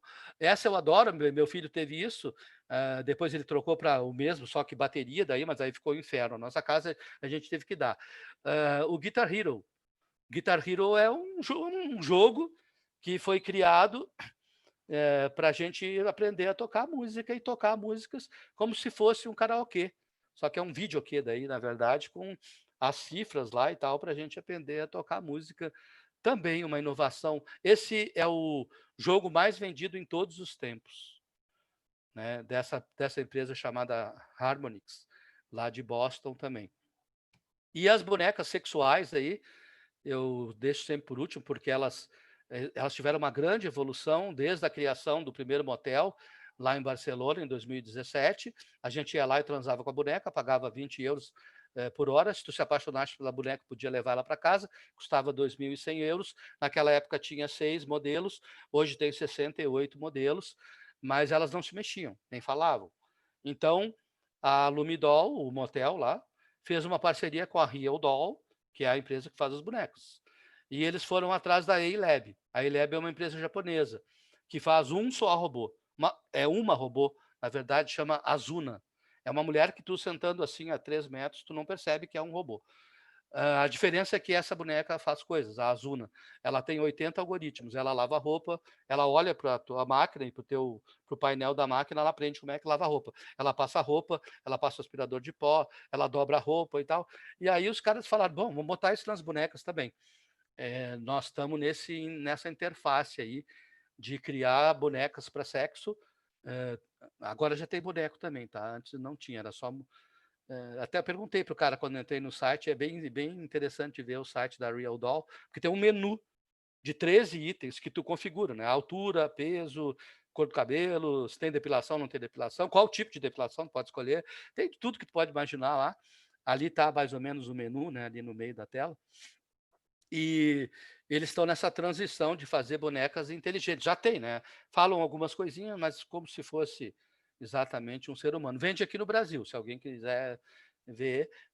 Eu acho maravilhoso isso. É aquela empresa ali de baixo, é uma empresa de Belo Horizonte, chama-se ASOS. E abaixo do logo tem vocês podem tudo. Eu achei muito criativo isso. Custa 24 mil reais aqui no Brasil uma boneca dessa. Tudo isso é gestão do conhecimento aplicada para melhorar a vida em vários sentidos. Obviamente que não dá para prever o que vai dar certo ou não vai, mas com certeza tudo que der certo vai vir de aplicação de conhecimento de tecnologias emergentes para a gente fazer a inovação. Então eu termino aqui, Roberto, peço desculpa por ter passado da hora, para deixar meu recado final. Eu não acho que conhecimento é tudo que salva, não penso que vai gerar valor para tudo. Se eu tivesse, por exemplo, que dar aconselhamentos para um jovem, eu diria que a coisa mais importante é a integridade, mentir menos, ter uma vida mais honrada, ser uma pessoa mais confiável, mais justa. É difícil ser mais equilibrado, mas tem que perseguir isso, né? Isso é mais importante. Depois ter motivação e capacidade realizadora, porque só motivação também não serve para nada. Tu tem que botar a mão à massa. Lembra, né? O conhecimento tem que ser prático, é o quarto item lá da teoria aristotélica. Daí, se a gente tem isso no centro, eu penso que o conhecimento é importante, principalmente se ele for usado num espírito colaborativo, e se a gente puder passar as coisas para as pessoas, como eu tentei fazer aqui, de uma maneira mais simples. Então, era isso aí que eu tinha para falar para vocês, e eu agradeço a oportunidade. Vou parar de compartilhar a tela agora. E aí eu te devolvo a palavra, Roberto. Muito obrigado, tá? Maravilha, Jerônimo. Nossa, né? Eu acho que todo mundo aí fica bastante ficou bastante atento aí a essa apresentação, né? Muita informação, e o assunto é extremamente relevante, né? Eu também, né? Eu acho que a gente tem uma coisa em comum, né? Minha dissertação de mestrado também foi sobre gestão do conhecimento. Eu acho que esse assunto eu sou, né, empresário de empresa de software, então como é que tu tenta transformar o conhecimento em algo aplicável realmente para as empresas? Sempre tive essa motivação, né? Então eu acho que tu conseguiu trazer isso bastante para nós. E assim, né, como eu comentei antes, a gente está num público extremamente seleto aqui e algumas perguntas surgiram, tá? E aí eu acho que nós vamos fazer um bate-bola rapidinho contigo. Como de costume, né? Eu normalmente abro as perguntas aqui, eu até coloquei no chat aqui para estruturar melhor. O futuro próximo aí, Jerônimo, se fala muito que as pessoas não adianta mais a pessoa ser somente eficiente, né? Muitas pessoas hoje estão em profissões que basicamente é valorizada a questão da eficiência, né? Mas no futuro próximo a gente vai ver cada vez mais a inteligência artificial sendo onipresente no nosso dia a dia. E ela, de certa forma, é muito mais eficiente que a gente, né? Algoritmos, processamento mais rápido. Inclusive, a gente consegue prever daqui para frente que cada vez mais as coisas vão ser mais automatizadas aí por esses algoritmos. O que a gente precisa valorizar, então, mais nesses outros conhecimentos que são mais específicos do ser humano? Então, Quais olha são suas só, considerações? eu acho que para a gente não virar babá de robô, que a meu ver é o que tende a acontecer bem rapidamente com as áreas administrativas, por exemplo, nós temos que aprender. Eu me focaria em aprender matemática, muito mais do que a gente sabe. Nós estávamos falando aqui antes de começar sobre redação, né? O professor Sérgio, que foi meu mestre em redação, se eu escrevo mais ou menos é graças a ele, né? Senão eu não saberia escrever hoje em dia. Mas eu acho que a gente tem que melhorar bastante a nossa redação. E acho que a gente precisa aprender processos decisórios, porque quem quiser ter emprego nessa geração nova vai precisar aprender a programar alguma coisa e a tomar decisões, porque o resto operacional os robôs vão fazer. Então eu mudaria aí, é o que eu tento fazer com meu filho, né? Meu filho hoje domina inglês totalmente, desde os 12 anos ele foi aprendendo, ele estuda ciência da computação para ele aprender mais lógica e tal, mas foi uma escolha dele. Mas eu acho que isso garante uma certa empregabilidade para ele. Eu tenho convidado ele para participar de algumas disciplinas, por exemplo, a Sara dá uma disciplina que eu acho que não tem como tu não aprender hoje, que é a tomada de decisão em ambientes complexos. Porque senão tu fica na tua vidinha linear lá da mecânica clássica, de que um evento gera outro, que gera outro, e o mundo não é mais assim. Então, resolver problemas complexos, e isso implica tomar melhores decisões, entender melhor as correlações. Eu acho que é um corpo de conhecimentos aí que eu me preocuparia em que a geração que busca empregabilidade dominasse, né? Melhor português. Eu tenho mandado para o professor Sérgio, daqui desse grupo, foi só para ele que eu mandei. Teve um colégio do Rio de Janeiro, professor, que ontem, eles mudaram a língua, tu viu, né? Não é alunas, mas alunos. É alunes, queridas alunes.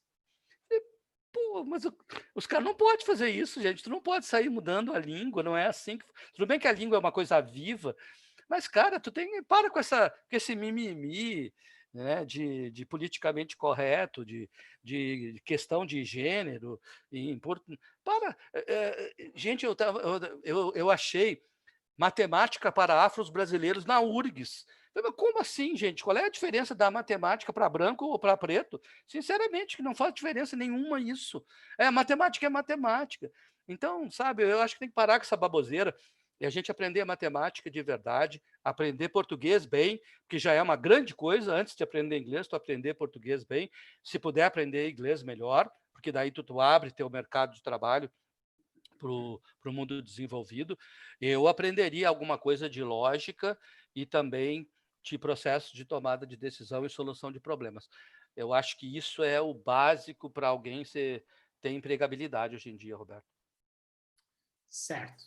A Grazi Rossato, por favor, comente sobre o modelo educacional com trilhas definidas, cadeiras, né, como a gente está acostumado, no tempo de formação versus a demanda de mercado por pessoas qualificadas hoje. Há uma mudança no modelo de ensino sendo discutida de forma efetiva, com o intuito de termos mais críticos no mundo e mais prática profissional? Sim. Por exemplo, eu vou falar da pós-graduação, tá? Na pós-graduação, assim como tinha na graduação, tem um monte de matéria que é injeção de linguiça, que, a meu ver, não tem necessidade nenhuma. Então, se, por exemplo, eu coordeno lá a pós-graduação de TI, que tu é professora, a Sara aqui também, a Ana Paula também. Gente, vamos parar de ensinar abobrinha para os alunos que não interessam, vamos estudar essas coisas que eu falei. Vamos ensinar para eles governança de TI, estratégia de TI, alinhamento estratégico da TI com o negócio, processo de tomada de decisão e business analytics, pensamento sistêmico para solução de problemas, governança de dados, privacidade de dados. Se nós nos focarmos no core business dos cursos, eu penso que eles serão muito mais atrativos, porque se a gente continuar enchendo linguiça, como, por exemplo, eu falei do negócio do contexto, eu não aguento mais ir em palestra, porque todo mundo começa do mesmo jeito, da máquina de escrever até as redes sociais. Cara, eu não aguento mais isso. Eu sou um cara que leio muito, eu estudo, eu ouço palestra. Se todo mundo for falar isso, eu vi isso no último congregar que nós participamos. Quando faltava 20 minutos, a moça ia lá e levantava para o cara, daí ele começar a palestra dele. Cara, olha só o tempo que tu perdeu falando dessa baboseira que todo mundo já sabe, não precisa isso. Vá ao ponto que importa. Então, eu penso que sim, tem que mudar em uma forma de fazer currículos. A Unicinos e a PUC estão fazendo agora, eu não sei se vai dar certo isso, tá? Eu tenho minhas dúvidas. Eles chamam de curso rotativo, porque antes o curso ele era linear, pensamento linear. O cara entrava no primeiro semestre, eu vou falar de engenharia, por exemplo, daí ele saía no 8º. Agora o curso é cíclico. Para não perder aluno, o cara entra em qualquer lugar. Mas, gente, como é que o cara vai entrar em cálculo 3, que é lá no 4º semestre, se ele não fez o 1, que ele vai rodar no 1? Todo mundo roda no 1. Né? Dos 60, não vou falar da URGS, dos 60, só a Sara que passou no 1, eu também passei, Sara, mas aí eu não fiz na URGS. Mas todo mundo roda em cálculo, dos 60 que entram na URGS, 6 passam em cálculo 1. E o resto tudo é reprovado.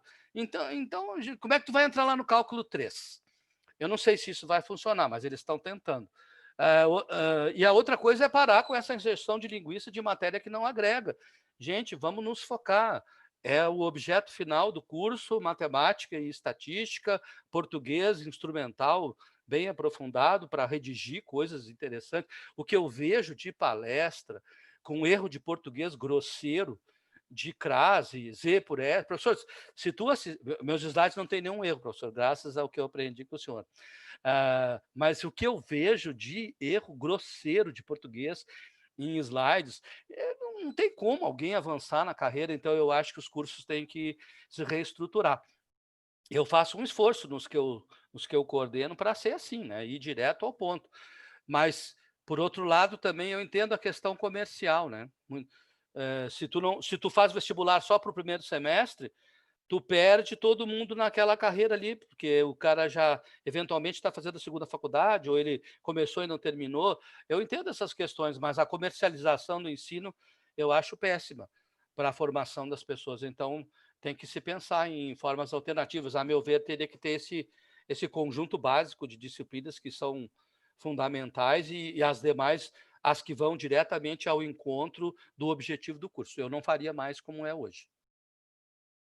Perfeito, eu também acho que isso vai ser ajustado aí, sem dúvida. A professora Sueli Schmidt, que nos acompanha, também deixou aqui um questionamento, Jerônimo. Como promover junto aos jovens na faixa de 15 a 20 anos de hoje o interesse pelo conhecimento e curiosidade para que evoluam com autonomia? O estímulo ao autoconhecimento pode ser uma porta? Eu acho que essa é uma questão que vem de casa. A educação é algo que se dá em casa. Então, se durante a fase da infância e início da adolescência, os jovens tiveram pais que se preocuparam em incutir na cabeça deles o gosto pelo aprendizado, o gosto pela leitura, a curiosidade, o respeito à sabedoria dos mais velhos. Daí, esse jovem, quando estiver lá na adolescência, ele vai pegando isso no embalo, entendeu? E aí eu penso que se não for assim, não rola, entendeu? Eu acho que esse é o caminho. Uma coisa que me parece que é muito útil é, nesses programas de jovens, trazer executivos bem-sucedidos para falar. Esses tempos eu participei de um programa da Vivo e eles levaram o diretor da Vivo para a região sul para falar. Pessoas bem-sucedidas, né, que tiveram uma formação boa, ocupam um cargo de destaque, eles têm uma credibilidade maior para passar quando eles se dirigem a jovens, mais do que professores, eventualmente, assim. Então, já que a gente não pode contar muito com os pais, porque, de modo geral, delegaram para a escola e a escola não dá conta, talvez buscar um caminho de mostrar outras pessoas exemplares seja benéfico para estimular nos jovens a busca pelo aprendizado. Verdade. Uma ótima sugestão. Bom, como a gente não tem mais pergunta, eu vou fazer a pergunta aí do nosso grande finale, tá? Aquela que eu estou preparando aí, né? Pensando. Vamos lá. Nós estamos vivenciando, né? Talvez um dos maiores eventos, talvez os eventos mais impactantes nos nossos últimos 100 anos, que é a pandemia. A pandemia impactou a todos, né? Não teve gente que não foi impactado pela pandemia. Então, de certa forma, aquilo que era medo, no primeiro momento, se transformou aí, talvez, num conhecimento, no final das contas, por parte de muitas pessoas. Tá? Então, estamos falando aí da gestão do conhecimento organizacional. Tá? Então, podemos dizer que as empresas, do ponto de vista de aprendizagem da pandemia, que conseguiram transformar informação em conhecimento, saíram na frente do ponto de vista estratégico? Eu acho que sim, pelas consequências, porque tem coisas que vão voltar a ser como eram e outras não. Então, por exemplo, a universidade agora vai adotar experimentalmente nesse primeiro semestre do ano, e depois, se der certo, a partir do segundo semestre em todos, os MBAs eles vão ser híbridos. A gente vai ter uma semana de 3 dias presencial, pula uma semana, e outra semana de 3 dias remoto. Se tu é professor, como é o meu caso, teu, da Sara, da Ana, aqui, de um monte de gente, da Sueli, se a gente não se reciclou para minimamente aprender a dar aula digital, a gente vai ficar fora do mercado, até pela idade, infelizmente, porque tem esse preconceito, e não tem jeito, tem umas coisas que vão perdurar. Então, a questão do híbrido, eu vi agora, falando com o Paulinho, né, que vocês conhecem, meu sobrinho, o Paulinho é o gerente de risco do Agibank. O Agibank vai fechar todos os prédios dele, vai ter só um prédio em São Paulo, de 9 andares, e vai todo mundo trabalhar em casa. Então, trabalhar em casa é bem diferente de trabalhar no escritório. Eu acho que a gente trabalha muito mais em casa do que trabalhava no escritório. Então, quem conseguir assimilar essas lições aprendidas da pandemia, que serão incorporadas, e transitar bem no meio delas, eu acho que vai ser um profissional que vai ter mais chance de manter empregabilidade, de ser bem sucedido, e o resto vai fracassar. Vai chegar lá no... Lembro lá daquele meu desenho, da etapa C lá, ali já virou crise. Então, se tu não se adaptar, isso vem lá do livro de Darwin, né? 1878, se não me engano, né? Não é o mais forte que sobrevive, é quem melhor se adapta que sobrevive. Então, eu acho que é obrigatório isso. Aquilo que vai se manter da pandemia. Eu não sou a melhor pessoa para falar sobre pandemia, porque eu não sou epidemiologista e não sei, acho estatística suficiente para falar sobre isso, até me recuso, mas eu acho que algumas coisas da pandemia vão perdurar, nós vamos ter que incorporá-las, querendo ou não querendo. Perfeito. Bom, pessoal, estamos chegando ao final do UTS. Professor Jerônimo Lima, muito obrigado pela participação, né? Dessa vez como palestrante, muitas vezes está pilotando as picapes junto comigo aqui, né? Então, mais uma vez, grande agradecimento. Acho que a palestra foi bastante interessante. Apenas um aviso final: no dia 10 de dezembro, nós teremos o último TS do ano de 2020. Estratégia e governança, pilares para o crescimento sustentado, com o professor mestre Gustavo Martins. Tá, pessoal? Então, essa palestra de 10 de dezembro, nós fecharemos o TS na versão 2020. Eu coloquei no chat aí, então, a programação de 2021, bem como a palestra do Grupo de Gestão de Pessoas do CEPROGS, dia 19 de novembro, com a Sara Cecim. Tá? Então, por favor, fiquem ligados. Estamos chegando ao final do ano, são palestras finais, já com e também temos a programação para 2021.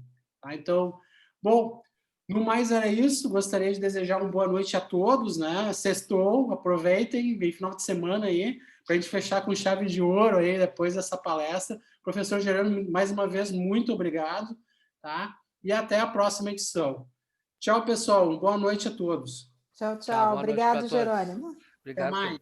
Até mais. Tchau, Boa noite. Até mais. Tchau, Ana. Tá, boa noite. Tchau, professor. Tchau, Mazini. Tchau, professora Sara. Tchau, Sueli. Professor Sérgio, muito obrigado pela deferência da sua presença.